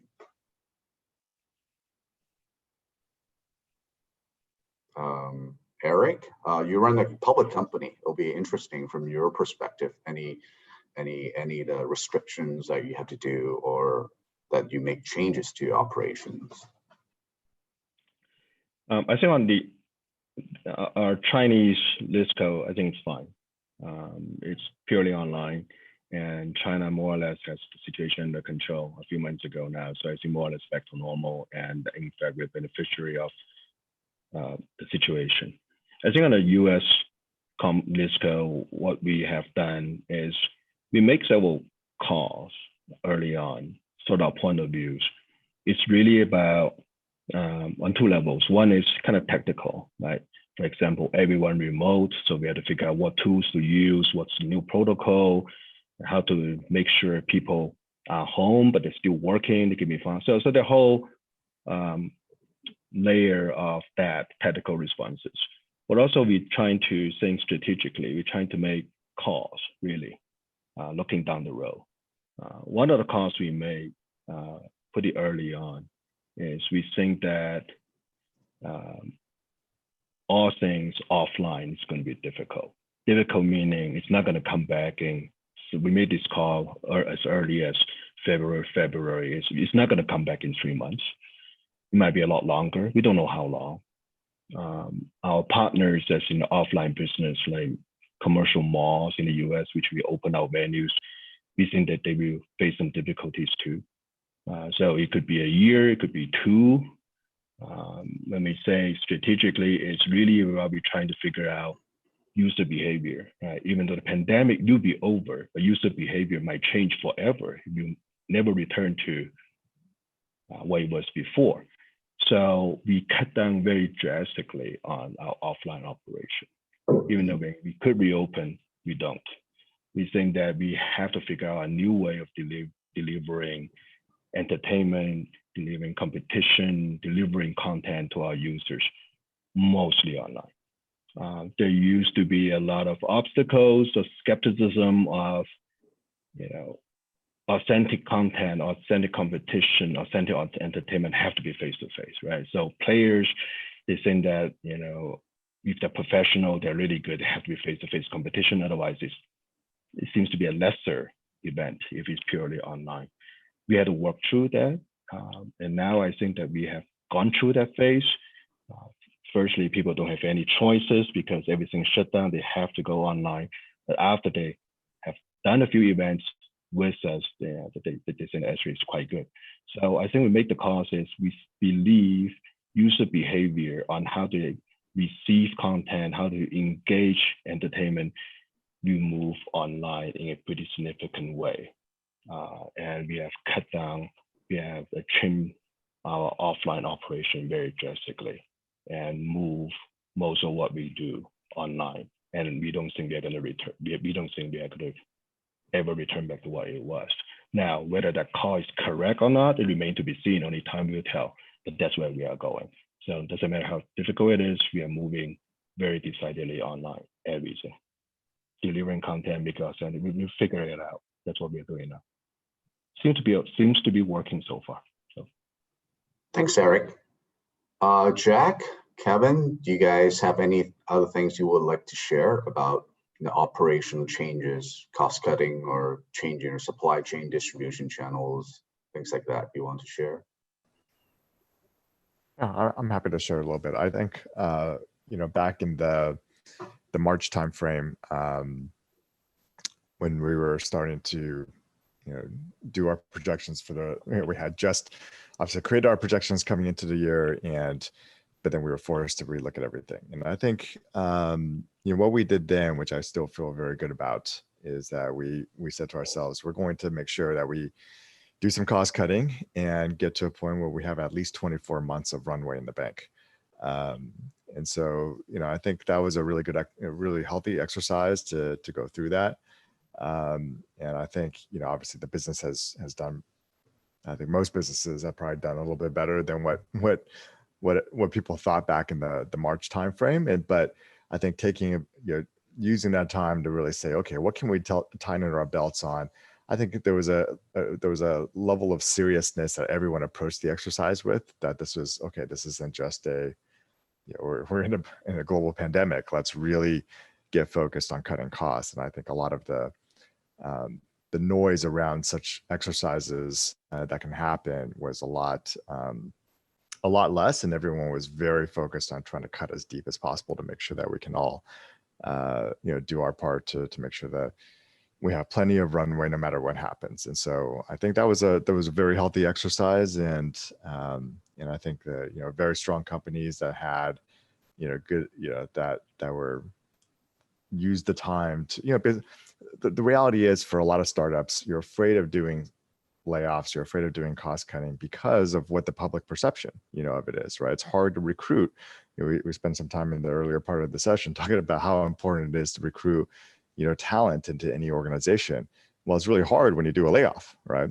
But when everyone's doing, a layoff, it was a great time to just say, look, let's really use this time to make sure we take care of, whether it's a lower performer, whether it's an initiative that's not quite working out yet.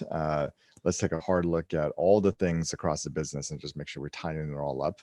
And I'm pretty glad that we did that across the companies I'm involved in. That's great. Thank you, Kevin. Jack? Thank you. I'm retired, so I don't have a company anymore. But I was just thinking in terms of where I work at the university. I'm actually a volunteer there. So,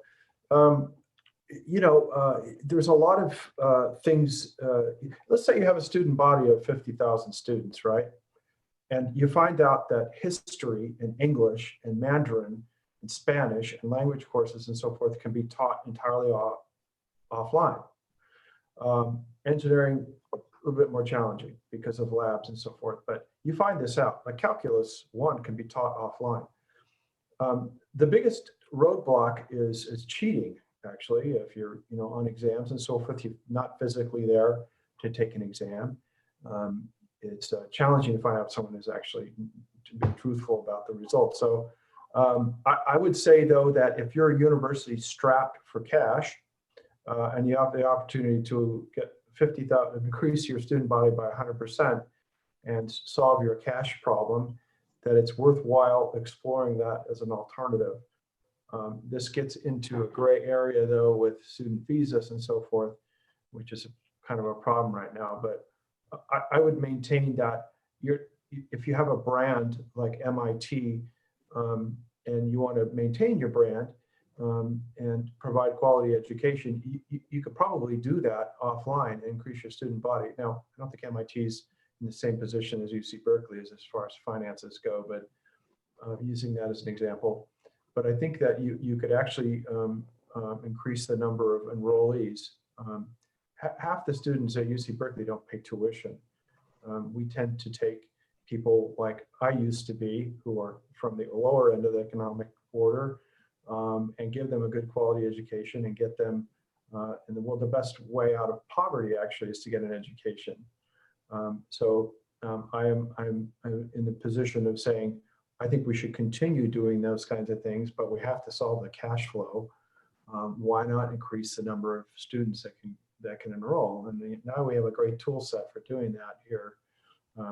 Doing instruction by Zoom is really difficult, though. I'm trying to figure this out because I have a lot of whiteboard stuff going on, and then you have to switch between desktop and then back to the camera. It's really weird. So that's from my perspective. Now, if I were still doing that kind of work, which I used to do, I would be pulling my hair out right now with the tariffs and so forth that have been implemented. It really hurts your bottom line. I would find any means necessary to avoid paying those. In fact, your cost of goods have risen.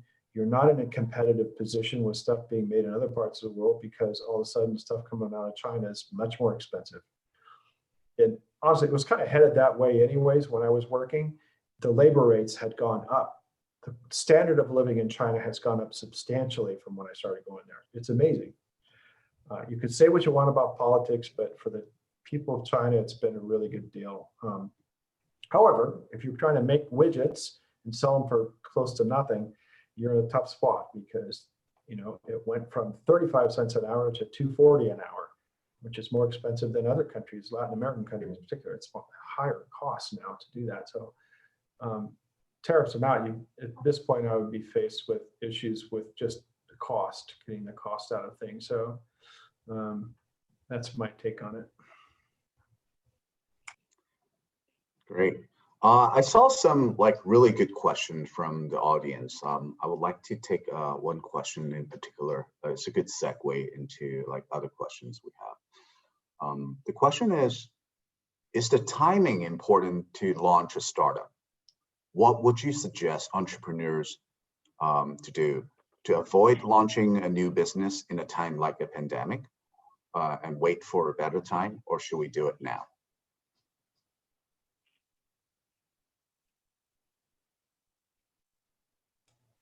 Well, I'll take that. Whether you wait and do it now or later, I think this pandemic thing is going to be over with quickly. There's already a vaccine in the works. Who knows how that's going to work? The facts and the data will come out about the rates of infection, the rate of death, and so forth, and we'll realize at some point that thing isn't as serious as we thought it was. I hope that that's the case. In which case, businesses and schools will be opening soon, and people will get back to a normal way of life. The fallout from this, however, is yet to be seen. These small mom and pop shops, operations, and so forth, they ain't gonna make it. They're on shoestrings. Their margins are very slim. A restaurant, tire store, independent tire store, independent gas station, they're just running on, fumes, really, anyways. So now they're stressed. What will happen to the economy when we open back up and those places are, they're not solvent any longer? I don't know. I don't have any data to back that up. It's just my gut. So I would do it now rather than wait for that. If I were trying to get funding, I'd do it right away. People realize this thing is a temporary thing. We're not going to be we're going to be wearing masks for the next 5 years. And so if I had a really good idea, I would be pursuing funding right now. I don't know the state of VCs and what kind of a pool of capital they have to invest. I really don't know that right now, but I wouldn't wait. I mean, why? If you have a good idea, it may be extinct in 6 months. Somebody might come along with a better idea, And I would if you have something that's hot, I would do it right away. That's what I would do. So Jack's vote is like, do it now. What about Kevin or Eric? Yeah, I think do it now. I'd very much do it now. I think I think Jack did a great job of covering it. I think the only other thing I'll add is that the funding market is open. We have a good network of VCs and so forth, and deals are definitely happening. And there's a lot of capital sitting on the sideline. I think what VCs will say themselves is that it's a little bit harder to, when the pandemic first happened, it was a little bit harder to feel comfortable to get all the partners to say yes and write that check if you've never met the team, in person. So there's certainly some of that happening in the, in the US. I don't know about the China timeline, but the US in the April, May, June timelines, VCs were still looking at deals, but a little bit more gun shy. Not so much because of economic reasons, but actually because of, can I trust this team that I've never met to write a 5, 10, 20 million, $25 million check into this team. Now, what's happening now, though, is that I think VCs in Silicon Valley and in technology circles, at least, realize that, this is the new normal. We're not going to wait until we're doing face-to-face meetings. We have to figure out how to get comfortable. And yes, they're spending more time doing due diligence. They're spending more time on references. They're spending more time on understanding, how a team is thinking about the risks and opportunities of a business plan. But they're still, they're actively doing deals. So I think now is a very good time to get started.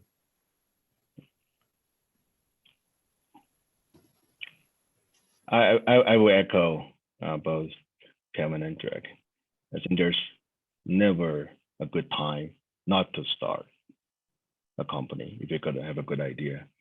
I've heard this question asked different ways, different times before, right? It's now a good time to start start a company because it's a bull market, or it's a bear market, or Tencent's buying up all the startups, or Cisco is buying all the network startups. So we start thinking about timing the market, timing an event.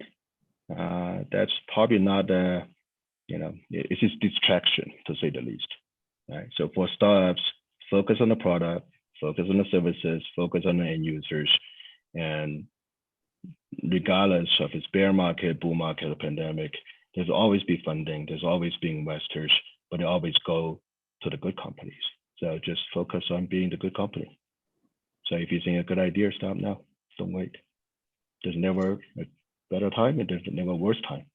You just got the idea, just get started. Absolutely. There's no good time, no bad time.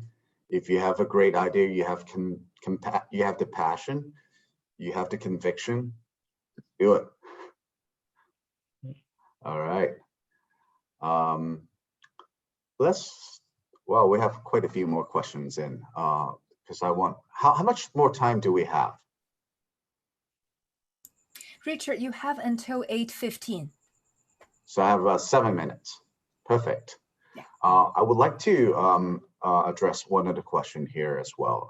I see that there are a lot of great questions from the audience. Thank you very much.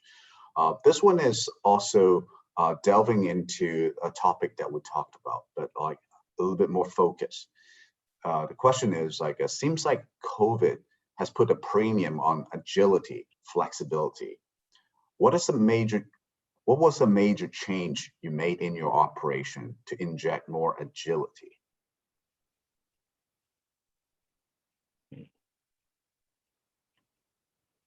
So focusing on the agility and flexibility. Anything you did that makes your operation, your company becomes more agile? I guess besides like using Zoom.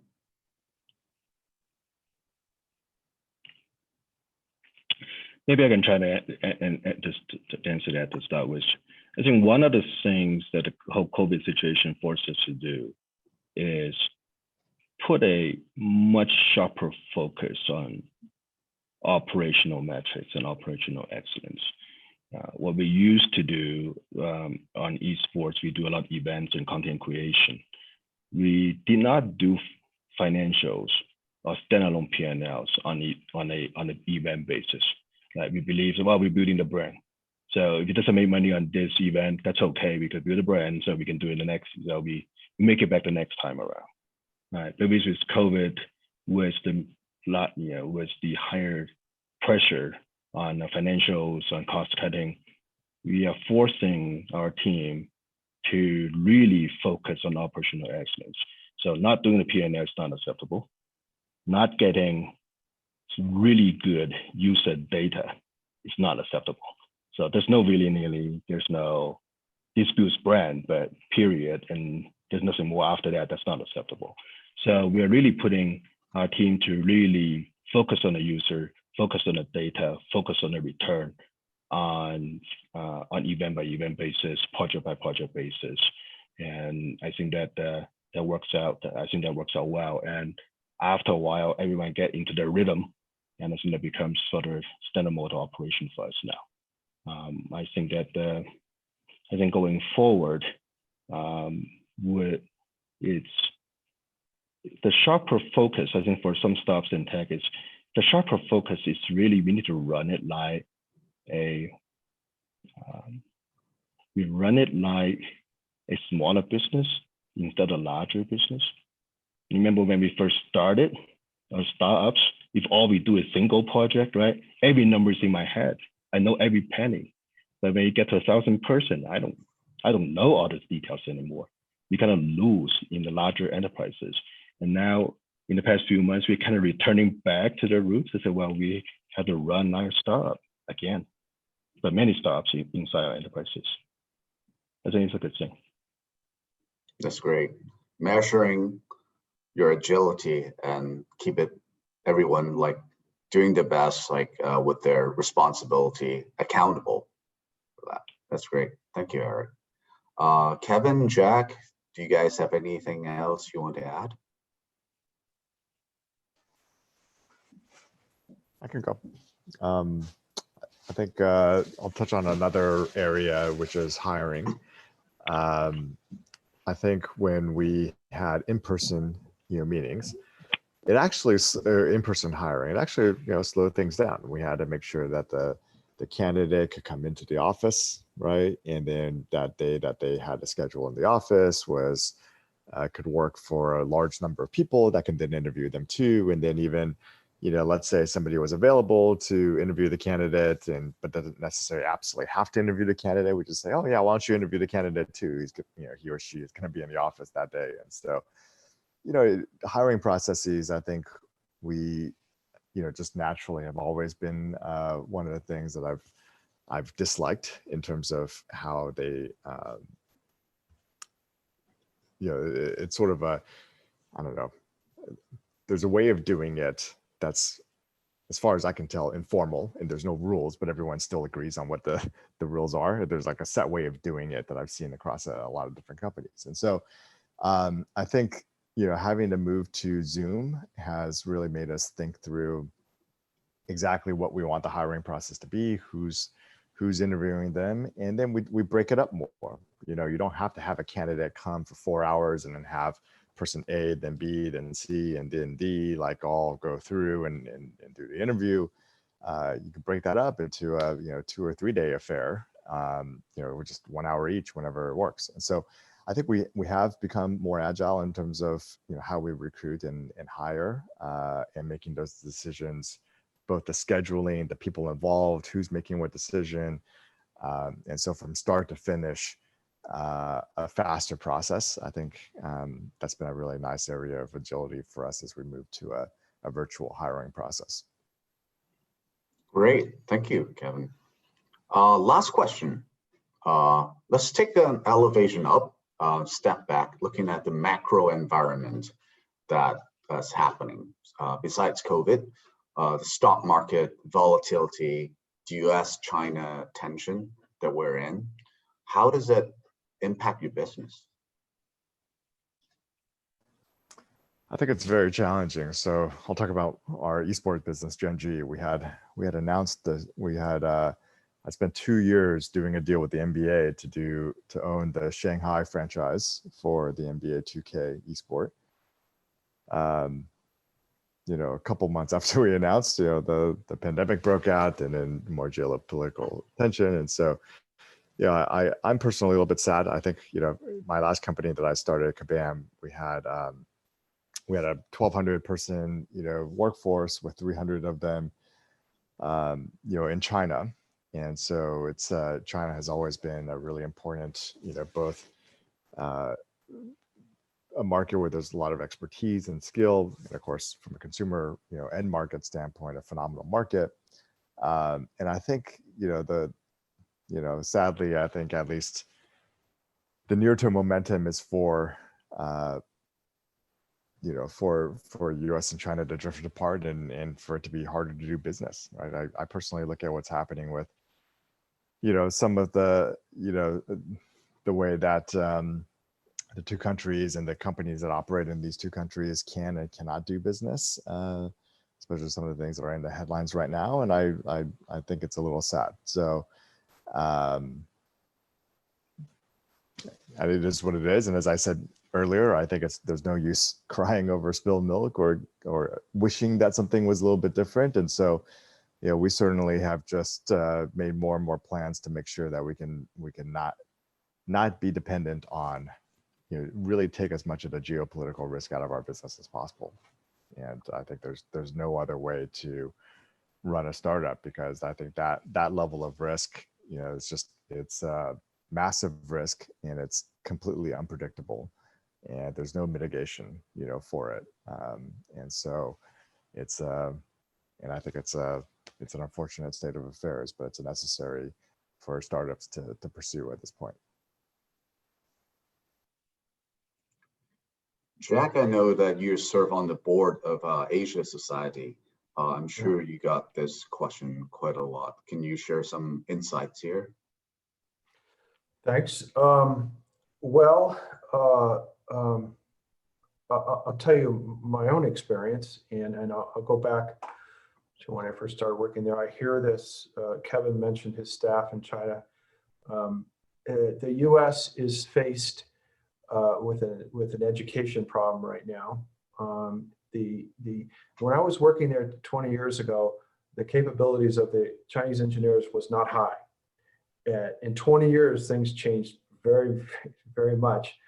the capability and the skill set, the skill level of the Chinese engineers is pretty much on par with the U.S. engineers. If you are faced with a competitor who is competing you with, first of all, we can't compete with China with manufacturing. The supply chain is gone. It's not coming back to the United States ever. I mean, it's never not going to come back here. Whether it'll stay in China, I'm not sure. They're going to move somewhere else. If we don't have preparing our workforce here in the United States for a competitor, we'll end up with a similar situation we had with manufacturing, where it's gone. And so I think focusing on China's not going to change. They're not going to alter their path or course they're on. All they have to do is wait 4 years, and there's a different course to follow here. So I don't see that as bearing fruit. I will comment on the cultural differences, which is my own based on my own experience working there. You can't go in and bludgeon people. It doesn't work. I've tried it. It didn't work. You have to go in and treat people the same way you would treat them anywhere. I don't think that's going to work either. Our policy, it's not worked very well. It's not convinced the Chinese to change. What will? I don't think we can convince them to change. I don't think that's going to happen. We have to focus on what we're doing internally, and that is providing the California's education system is number 48. We're next to Mississippi in quality of education. And how did that happen? Well, that's what we should be looking at, right? That's my take on it. All right. Thank you, Jack. Eric, do you have any other comments you would like to make? I think the situation is incredibly frustrating. It's not about the relationship going left or going right. It's about uncertainty, right? Because it seems to be changing by the day or by the week. And for companies, it's extremely difficult to plan ahead.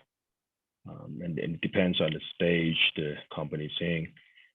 For example, we have invested companies that are in a very advanced stage of doing an IPO in the US market. It's China-based.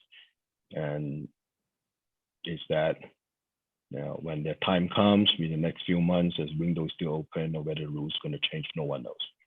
There's no way to mitigate that. And they have worked so hard and so long with the best investment bank lineup and investor liking them, but it might not happen because of the other policy change, the uncertainties. So there's no good way to mitigating that. Right? So for late stage companies, startups, and they're like pre-IPO, just to tough it out and just don't know what's going to happen. And that's incredibly frustrating. For early stage startups, then what we have been advising our investor company to do is just ignore the whole thing. Right? Try not to look at the crystal ball because I don't think it's possible to do. It's so difficult. Just focus on your things you could control. So again, I think I've talked about it a couple of times. It's your product, your services, your customers. Try not to time the market. Try not to guess the policy. It's pretty futile. For early stage company, focus on your own thing. Focus on the things you can control, and hopefully things will settle down. Right, turn left or turn right. I think what we're asking for is to have clarity. Right, then we know what to do. Right now, I think the biggest challenge is uncertainty and lack of clarity. So for early stage companies, we just advise them to focus on their own things you can control. And when you have a good product, you have a good company, there's always a good outcome somehow. Try not to just ignore the whole thing for the moment. Thank you, guys. I guess last comment here would be, if you're an entrepreneur, just ignore all the negativity around you. Focus on what you want to do. I'll quote Steve Jobs: "Stay hungry, stay foolish." It's all right. Thank you very much, guys. And thank you for having us on this panel. I really appreciate all three of our speakers giving us great insights and authentic insights. Thank you. I don't know how to do a round of applause, but this is what I do.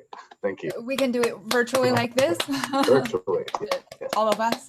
Yeah. Thank you. Thank you. Thank you, Richard, and all the panelists for such a wonderful discussion. To all the entrepreneurs out there, you got the magic word from the panel. Do it now. All right, audience. If you have more questions, there will be a 15-minute networking session with the panel shortly. Again, please look for the link to the virtual networking room in the YouTube and Baidu chat box, as well as in your handbook. All right, we will move on to the life science and healthcare panel. We had originally invited Professor Art Ringgold as our moderator. Unfortunately, due to a last-minute family emergency, he cannot be here with us right now. From the bottom of our heart, we wish Art the best. At the same time, we are lucky to have Vera Xiao, a second-year MBA student at Berkeley Haas, to step in for Art as the moderator. She's actually the organizer for the Life Science and Healthcare panel, with experience in healthcare consulting and health tech. Let's welcome Vera. Thank you, Betty. Hi, everyone. We are very honored to have our 3 life science healthcare experts joining us at today's panel. We have Zhang Zhoming. We have Tang Zhoming, Zhang Yongwei. He also go by Victor, and then Dr. David Rubin. Zhoming is the CEO and CTO of the Intelligent Haptronic Solutions. IHS is a startup providing VR and AR simulation solutions that refines surgical training. Zhoming earned his Master of Science from Simon Fraser University in Canada with a focus in medical robotics and haptics. Prior to starting his own company, he spent more than 6 years as a senior silicon architecture verification engineer at Microsemi, a California-based provider of semiconductor and system solutions. Victor is the CEO of BGI Americas region. BGI provides a wide range of NGS services and genetic tests to advance life science research. BGI was also one of the first that launched the COVID-19 test kit in China. Victor has over 20 years of experience in optics-based instruments and systems and diagnostic industry. He earned his Master of Science and PhD degree in mechanical engineering from Johns Hopkins University. Dr. David Rubin is the department co-chair of molecular and cell biology at UC Berkeley. He has been with Berkeley for 32 years as a faculty. His research focuses on life cell imaging, molecular and cell biology, genetics, and biochemistry. Previously, he served as editor-in-chief of the American Society for Cell Biologists Research Journal, Molecular Biology of the Cell, for 10 years. He received the Ira Hertzwaltz Award from the Genetics Society of America in 2008 and was elected to the American Academy of Arts and Sciences in 2010. Please welcome them. Before we get started, I just want to remind our audience on the streaming, feel free to leave any questions as we go through the panel. At the end of the panel, we will open up for Q&A. So David, Victor, and Zhoming, thank you for joining today. And we would like to start. So with the pandemic, many industries are forced to change and adapt. Life science and healthcare industry is definitely at the heart of the pandemic. So from your area, what have been some of the immediate and near-term impacts you have seen? Maybe we'll start with David. Okay, well, the first impact we saw was that everything completely shut down. But then we had a ramp up where we started things again at lower density research. And there was a large pivot because a lot of people now adapted their expertise, both in academia and in the biotech industry, because of the urgency of this pandemic to try to solve things, and one of the products of a university is it not only produces new knowledge, but it produces a highly trained workforce. And one of the big concerns right now is that the careers of a lot of people are kind of slowed down, and there's a pipeline of training people. At the other end, the number of jobs has gone down because a lot of companies aren't hiring. And so we're a bit afraid right now of what's going to happen to our students who are being trained to be the next generation's leaders in research. But overall, the community has done quite well, I think, in terms of ramping up their research again and focusing on the current urgent matter of this pandemic. Thanks. Victor, what's your take on that?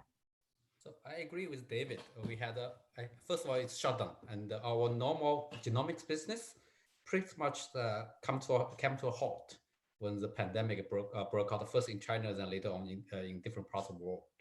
And that's the first thing we saw. But immediately, or you can call it simultaneously, that we saw a strong need for the COVID-19 solutions. And BGI happened to be one of the first to be able. We have the ability, and we immediately, our senior leadership saw that this is important to develop a diagnostic test for COVID-19 to fight for it. So we are one of the first companies who got our COVID test kit cleared by Chinese FDA. So once that started, our efforts, we essentially, BGI has about close to 7,000 employees. We probably mobilized super majority of them to put into a COVID fight.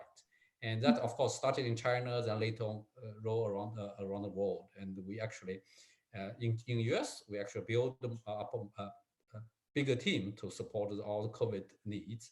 And in China, where our headquarters is, we actually send various people to different parts of the world, because this is new to every place. And we happen to have a little more experience than other people. So we send people to different parts of the world to help to fight the COVID-19. So that we thought it will be only carry on for a few months, but that was wrong. And currently, at this particular moment, more than 6 months after the pandemic hit the US, we are still having a great needs to fight for that. So I think right now our business, at least in US, is about over 90%.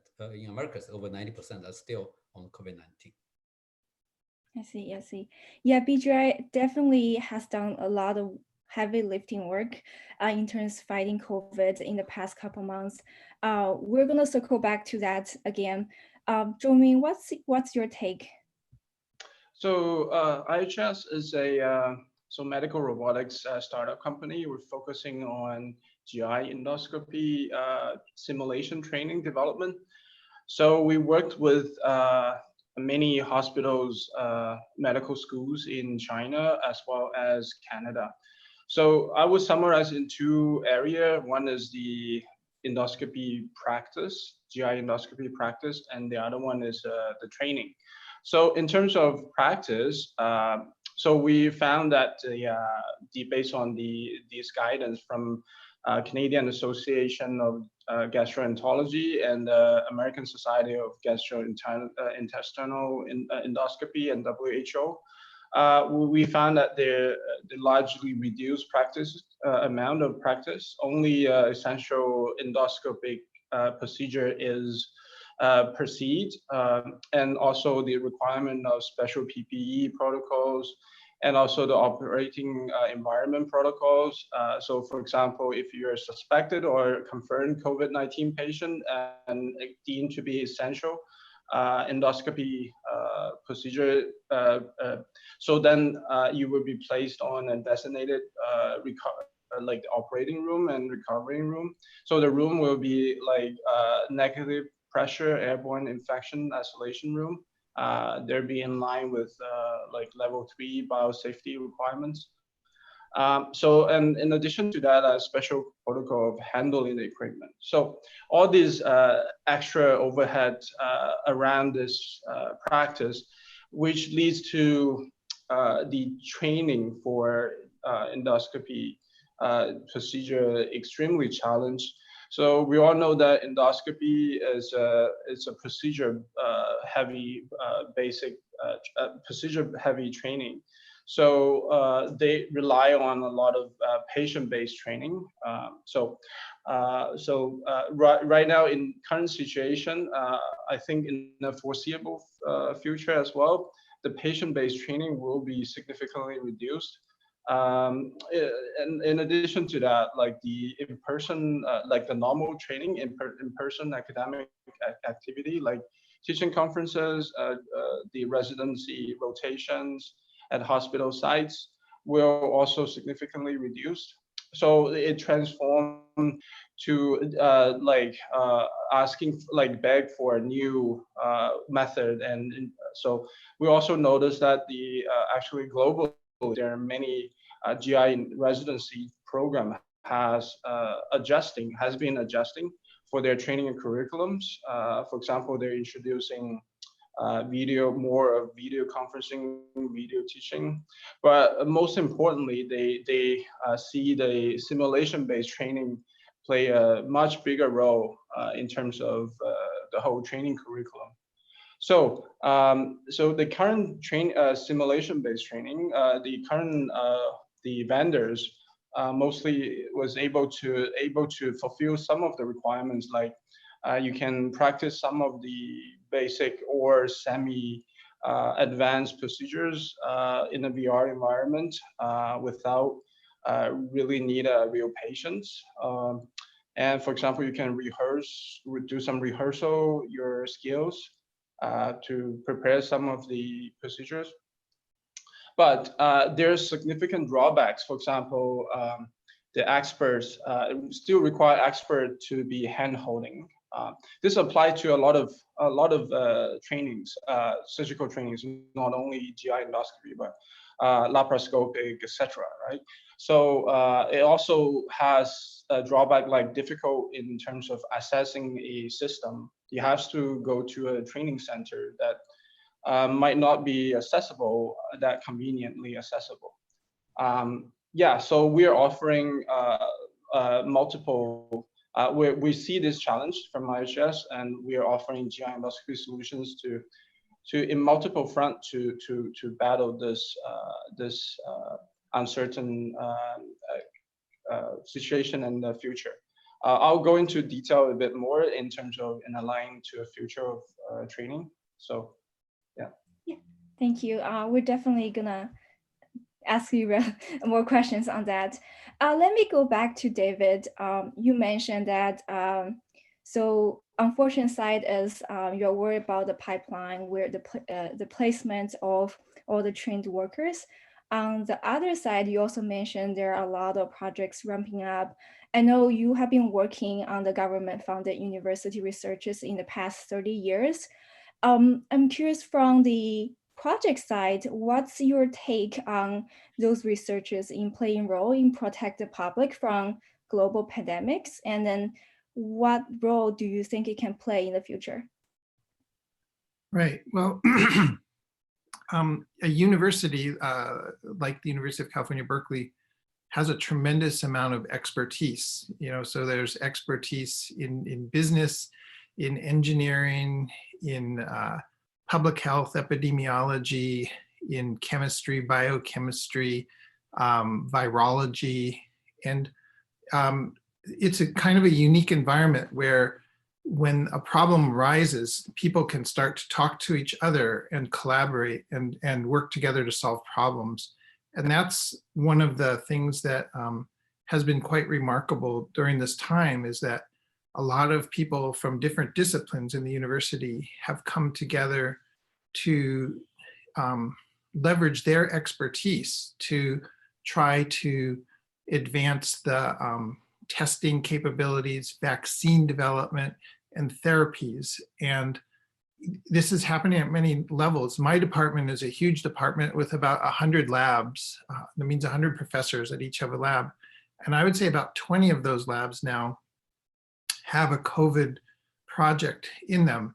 And most of that work is very basic because this is a new disease, a new virus, and they're trying to work out really fundamental knowledge, that knowledge will be very useful in developing therapies for for this pandemic.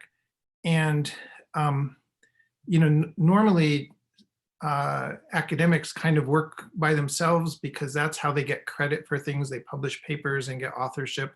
And what's really been nice right now is to see papers are getting published really fast, and some of them will have 50 authors, which is very unusual. Normally they might have anywhere from 2 to maybe 10 authors would be a really large list of authors. So people are collaborating, and across the US and internationally, they're collaborating, combining their expertise.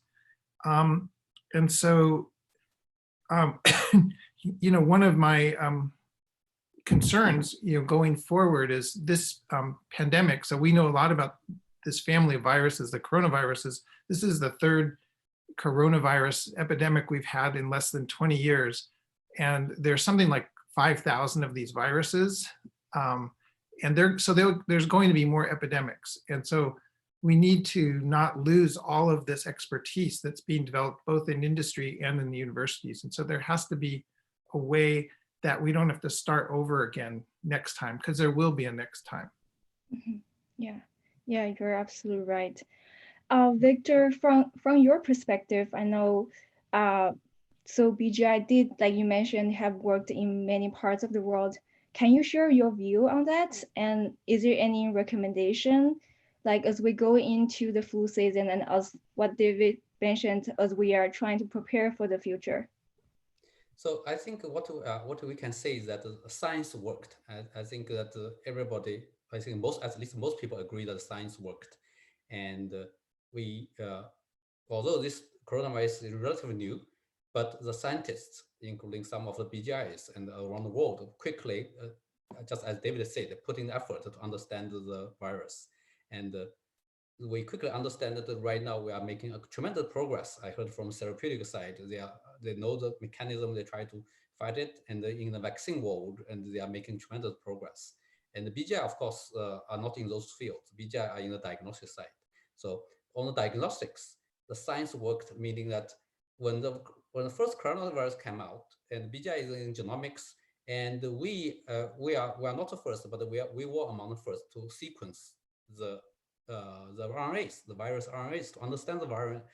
Only when you know the sequence of the RNAs, then you can figure out how to detect them and to do diagnostics. So we have our capabilities in genomics built over the years, the science.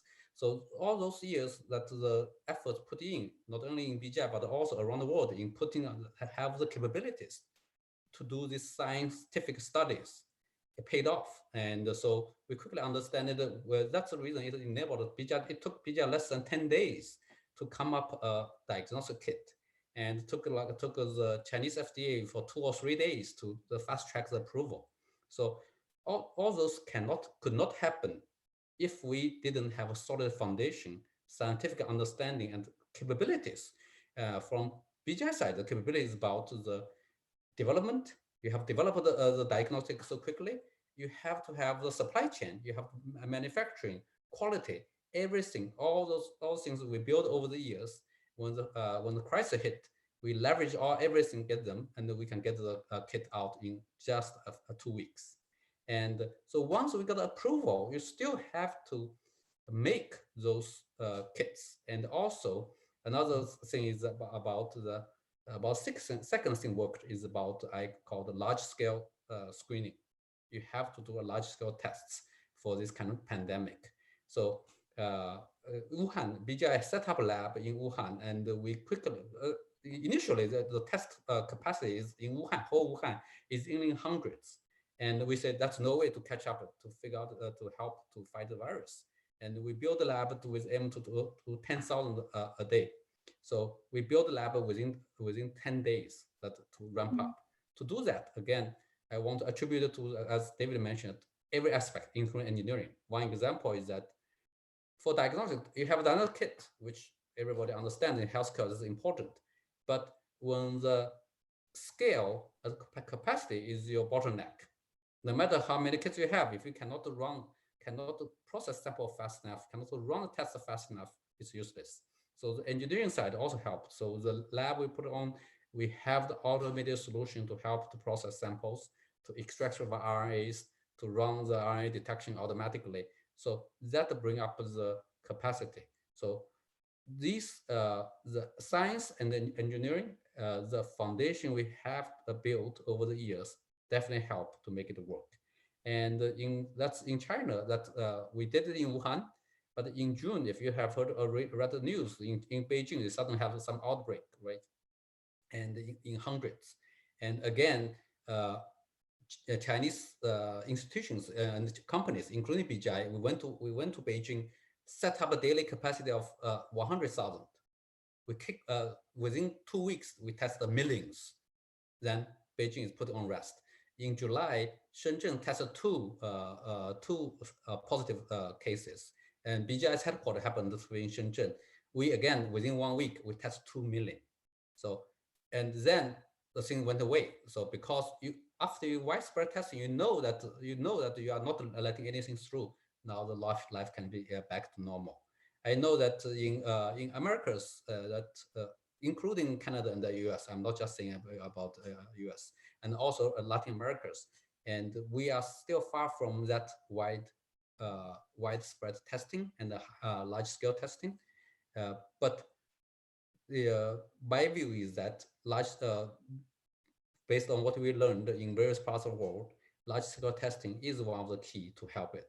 So looking down the road about, as David mentioned, there are possible other viruses, there are possible other kinds of pandemics. From diagnostic industry, we have to be prepared. Not only have the science behind us, we have a capability to understand it, but also have the engineering capabilities and the manufacturing capability to ramp up the support. So if you remember back in March and April, and US CDC admitted that they didn't have enough test kits. That played a big role in terms of delayed responses. And of course, we are very happy to see that right now, FDA has stepped up. They have approved hundreds of kits based on FDA EUA. BGI is one of them. And we are seeing more and more testing. And I think the turnaround time is getting shorter. But there are still supply issues, but we are seeing much better response rate. So I'm hoping that in the fall, and we are better equipped to fight it through large-scale testing and to help to support the economy back to normal. Yeah, that's definitely very impressive on how BGI has been helped the China to react to that so quickly. Like I think Victor and David, both of you are mentioning is like the science, the engineering are all at the core of this, and then all of that is about development. It's about innovation. I'm curious that do you see innovation? I know right now innovation has been heavily focused on the COVID-19 related areas. Do you see innovations being paused or reprioritized in some other areas? I think this question I would like to direct to Zhou-Ming, because your company is focused on GI side, which is impacted but not directly related to COVID-19. What's your take on that? What have you seen? Yeah.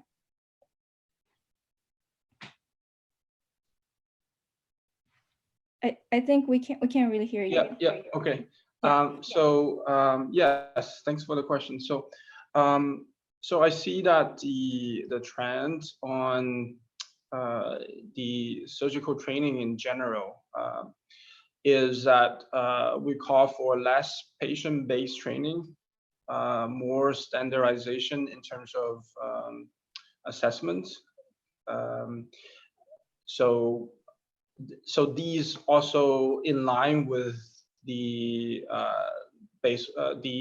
transform caused by more of accelerated by the pandemics, call for more accessible, high quality training, more robust and can be remotely accessible training. So as for GI endoscopy, we know that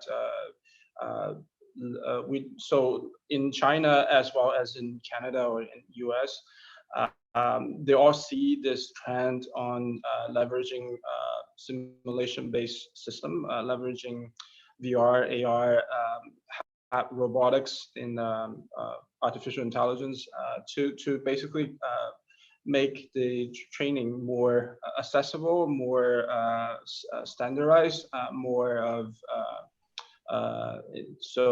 more of in line with their curriculum. So there are a big difference between China's training market and North American, both Canada and US training market. But we see that the trend is about the same. So for IHS, we are offering revolutionary methods to tackle these challenges. For example, so the accessibility is an issue. If someone wants to go to a training center, a simulation center to have a time on the system, they need to book with the training program manager, and also to be meaningfully practice, you need to have experts time to be guided with you. So we are offering so not only the regular system, which is designated for the training center, but also a light version of like a lot more portable desktop form factors to be designated for trainees, residents to can be signed off by them and practice at home. And in addition to that, we are offering these training curriculums that are backed by AI engine with the experts, we call it expert system, that provide real-time guidance, comprehensive assessment. So these data are backed by our partner hospitals, experts, and training cohorts that we are able to provide quality guidance and assessments of trainings, which largely eliminate hand-holding of experts. And then also we have the cloud platform that we offering trainees to subscribe, that they can download their data, training data analytics, and they can also download their experts that they want to learn from, download their high quality training data and analytics, so that they can it can be high quality learning assessed anywhere. So, and then for we're also offering like the VR training software that without need of hardware system, that focusing on knowledge-based training. So a lot of training topics might not need the maneuver of the equipment. So for that, we don't really need a mandatory on-site hospital site training. So all these offerings can give a place of different meets the different needs on more agile style training program that in light of the pandemic, and in the future, I see that it should be a trend. Yeah, thanks for sharing that. I want to go back to David and back to you again, because I think university also play a big role in terms of innovation. Like we just heard from Victor and Jomin, right? Like innovation is also about speed and quickly get to the market. So to your view, like what's the best way to translate discoveries or work done from the government funded research into practical applications that could actually be used to benefit the society? Okay, well, let's see. No single company could compete with the investment that a government makes in research, whether it's in China or in the US. The public sector university research effort is enormous, and the budget, it's billions of dollars that are invested. But so the good thing for industry is that the work that's done, that's funded by the government, is generally gets into the public domain, so it gets published, and so people in industry can benefit from that. But you don't always want to wait for things to go through peer review and revisions and all that before you get the information. And so I think that it's really important and valuable to have partnerships between industry and academia, public research. Just yesterday in my department, molecular and cell biology, we had a big event called the Industrial Affiliates Program, where we bring in companies that want to partner with us. And it's a really mutually beneficial thing, because a lot of researchers on the campus would like to see their work translated, so they make connections to translate their research into some benefit for society. And that's what Victor and Zhao Ming's companies are doing, is making new techniques available, technologies that benefit society. And so one avenue is by sort of direct partnerships. There also is possible for industry to sponsor research in a university. And another thing is that departments like my department has many spin-off companies. So people may make a discovery and realize that it has some commercial application, and they will start a company. And just yesterday, I heard a talk from a new company that one of our PhD students started called Scribe Therapeutics. And they're trying to find new ways to treat. Already, they've only like half a year old, but they're already trying to find new ways to treat the COVID disease. So I think that either spin-off companies or partnerships are really valuable. Communication, I think more and more academia and people in academia are really willing and interested in talking to people in companies, but also many of them are starting their own companies. Yeah, that's very good to hear that there is a movement. There is a lot of people are doing that transition and taking that knowledge into the market. We have actually started receiving questions from the audience, so maybe I'll just read a couple and see what's your take on that. So the first question is, David, earlier you mentioned that this is the first time. This is not the first time actual coronavirus or that kind of family has infected human beings. So what is the most important lesson we can learn from this pandemic? Good question. Yeah, because there was the original SARS, and then there was MERS, and now there's SARS-CoV-2. What is the most important lesson? I think that we have to trust in science. I think Victor made that point. We have to be ready to mobilize very quickly, and these pandemics have to be attacked on many levels. There has to be a strong public health effort, things like social distancing, wearing masks, testing is really, really important.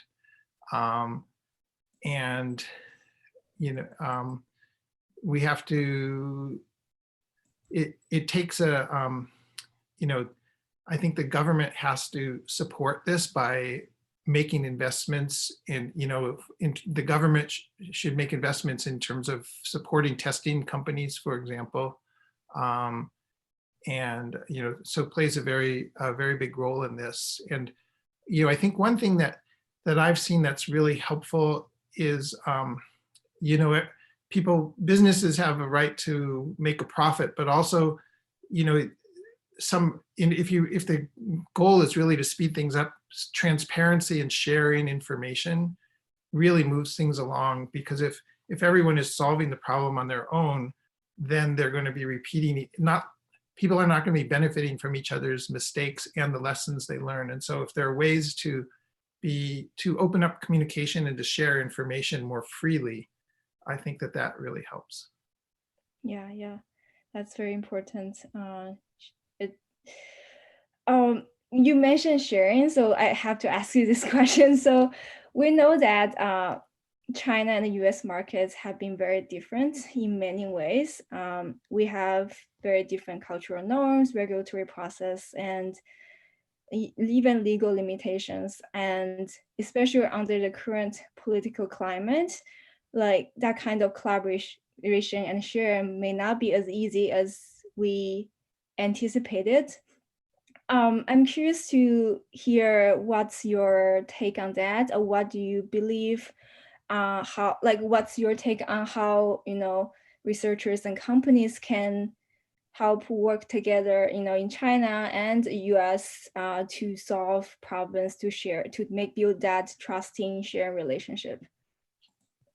Victor, you worked at BGI, which actually worked in both countries. So what's your opinions on that? Yeah.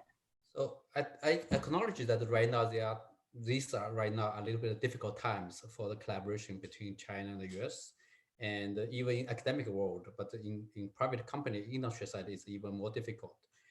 But what I suggest, what we are working with our partners in US and in China is that we are try to follow the first of all follow the industry norms, and also compliant with the local laws, regulations. And for example, and when a lot of collaboration, if it's done in open forum, it will be good. For example, we can collaborate with the academic institutions, and we can jointly apply for grants. If it's approved, it's approved. If not approved, it's not approved. And we can jointly do research, and in published format, we publish in peer-reviewed journals. Those are I think we should feel comfortable working on that. And working with the private companies, and we, instead of right now, I know that a full acquisition of any US companies has to go through the regulatory reviews by federal government. We understand that. And so we are taking a different approach. Instead of investment or full acquisition, we're working through the business partnerships, the business agreements, and which if with a public company, it's public, and a lot of things are open in the sun, and that will, I think, help all sides, not only China but your side, to feel comfortable with all the collaborations we have. So those are the approach we are taking. Of course, and we are very optimistic that in the face of science or engineering, and people, especially in healthcare industry, people have the common goal. We want to develop a better technologies, innovations for the health and welfare of all people. So I think things will get better, and we will continue to work with our partners around the world, and in any ways that good for this industry. Yeah, that's very nice to hear that. Zhongming, I know your company is based in Canada, but you also do business in China. Yeah, from your perspective, what's your take on that? Right. We not only do business with Chinese customers. We actually have a headquarters in Shenzhen, China as well. We're international team startup, special startup company. So we have two headquarters. One is in Vancouver and one is in Shenzhen. So we do see increasingly. I probably talk about we're trying to for example, do some financing. So we also trying to raise capital in both China and Canada, and so it become increasingly difficult if you want to play both at the same time.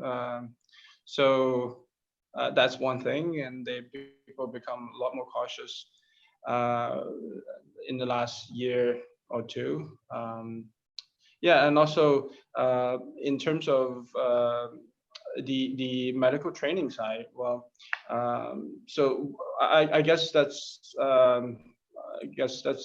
common sense that so if, for example, if you want to build a curriculum that's backed by some of your partner hospitals, you're trying to make it standardized. You're trying to sell it to broader customers.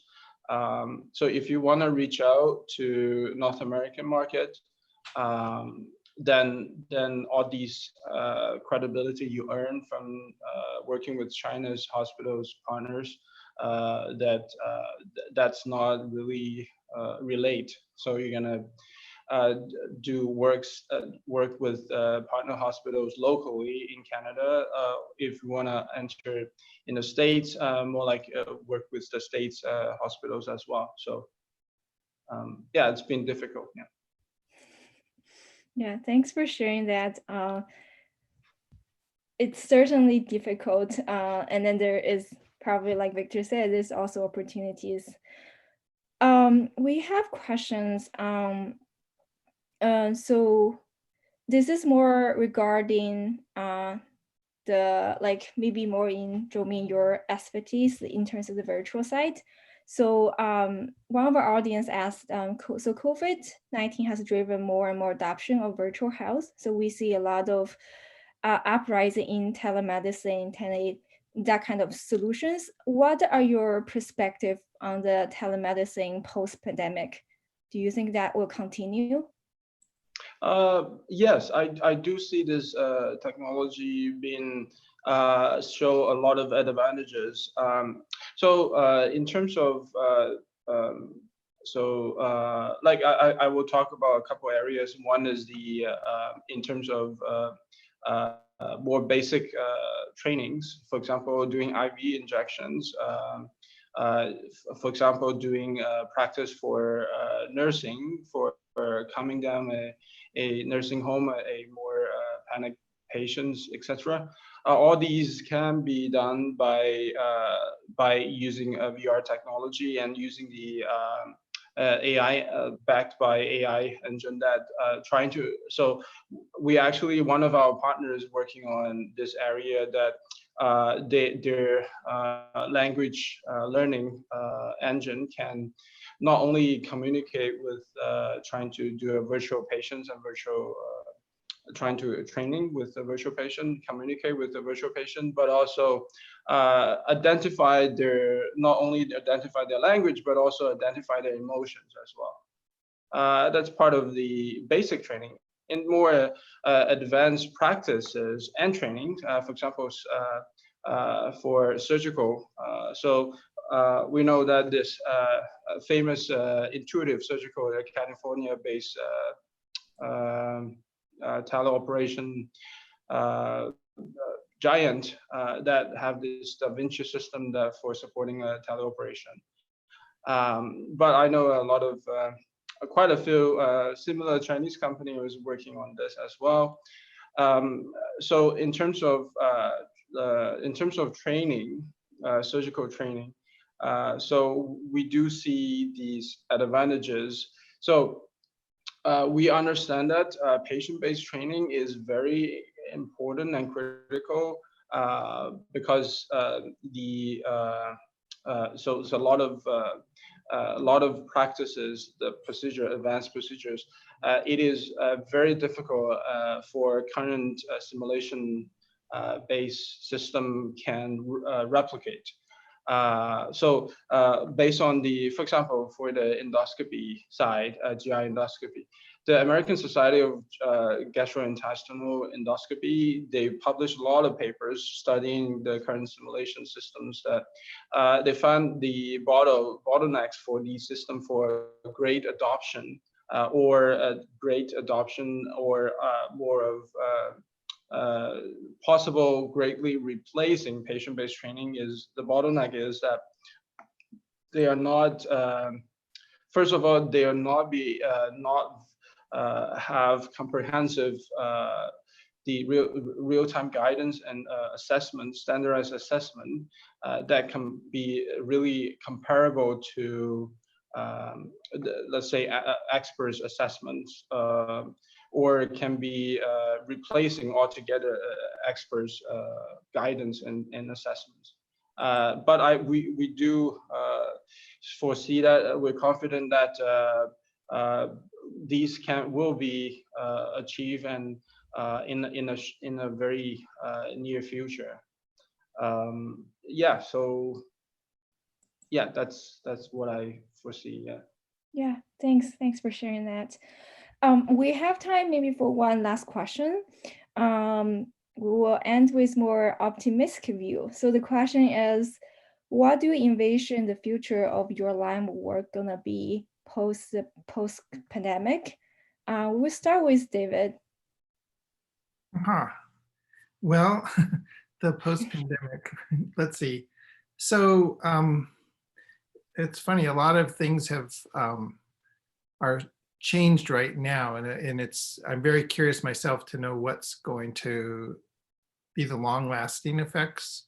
You know, in the researchers right now, because we work at reduced density, they spend more time at home, you know, instead of doing experiments like working in a lab.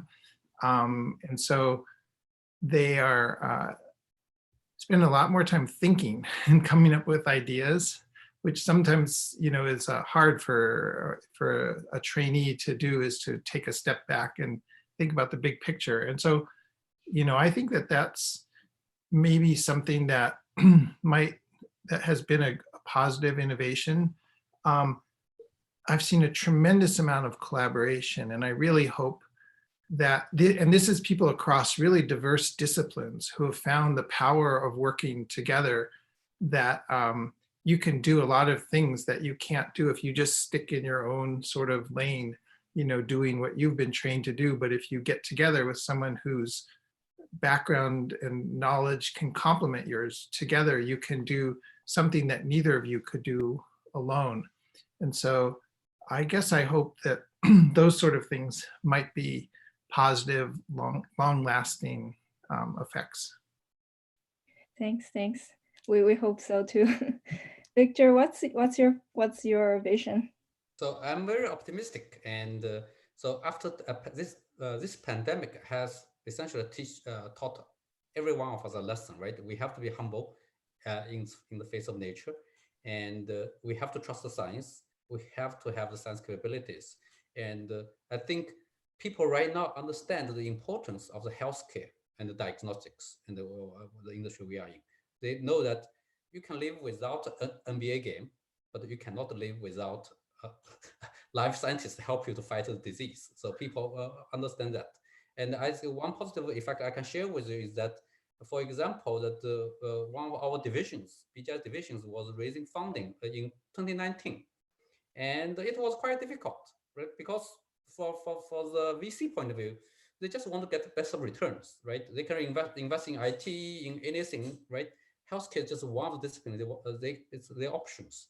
And so it was difficult. But quickly in 2020, when the pandemic hits, people realize that this is an industry that you need no matter what. So the VCs realize that, even though they are chasing returns, and we close our round pretty quickly. So that's very positive. And I also agree with David, is that in face of this pandemic, I can see a lot of true collaborations. People are truly working together, helping each other. And that's another positive thing I can see throughout, not only say between companies and companies, between academic institutions, but also just people, person to person. And we can see a lot of good stories if you read the news. And overall, I think this is a silver lining of the pandemic. Overall, I'm very, very positive. After the pandemic, and things will become better for everyone.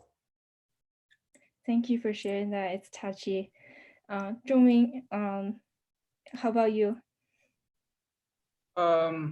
Yeah, I pretty much agree with the two speakers.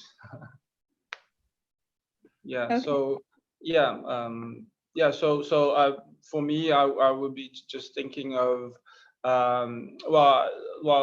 like again the China and U.S. Relations post-pandemic still very. I'll be in like continue the topic from the previous panel. So like also it's very challenging for entrepreneurs, for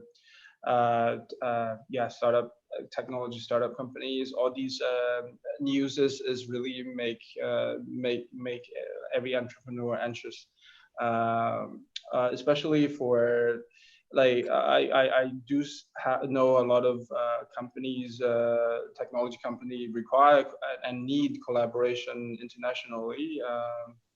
Yeah, so that's I sort of pessimistic on that part. The rest is more optimistic. Okay, thanks. I think the takeaway overall is we understand the process is gonna be it's gonna take some time and it could be challenging in some way, but we got to trust science, we trust the process, and we trust that collectively we can find this and then we will build our future. All right, thank you all for coming. I know it's a Saturday night. We are so honored that you decide to spend your Saturday night with us and share your insights. Thank you just so much for being here. Thank you. Thank you. Thank you. Thank you, Vera. Katie, your turn. Thank you, Vera, and all the panelists for such a wonderful discussion. Thank you again. International collaboration, and we definitely have confidence in all the staff and personnel and professors and entrepreneurs in the fight together against the pandemic. And ladies and gentlemen, there will be a 15-minute networking session with the panel shortly. Again, please look for the link to the virtual networking room in the YouTube and Baidu chat box, as well as in your handbook.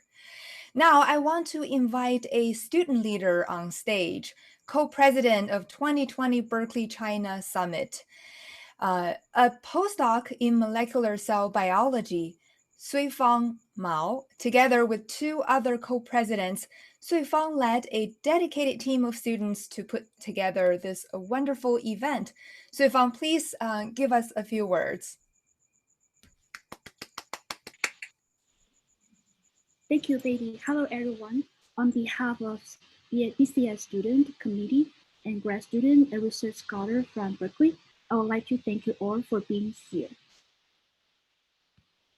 At the beginning of 2020, we are struggling to stay safe, connect to the world, and adjust new life and work. And through this conference, we hope that you have got a better idea how we can better adjust to the life and work in post-pandemic, and how the technology can empower us to redefine and reconnect to the world. At the end, I would like to give special thanks to our dedicated student volunteer and alumni aboard volunteer. A lot of hard work and teamwork have paid off. And we would like to see you all back here next year. Go Bears. Thank you. Thank you, Suifang, for your and your team's hard work. On behalf of the entire 2020 Berkeley China Summit organization, I want to thank you for tuning in to reconnect with Berkeley and with us in redefining our lives together. We look forward to seeing you next year on the Berkeley campus, as well as virtually, of course, since the new norm has already been redefined.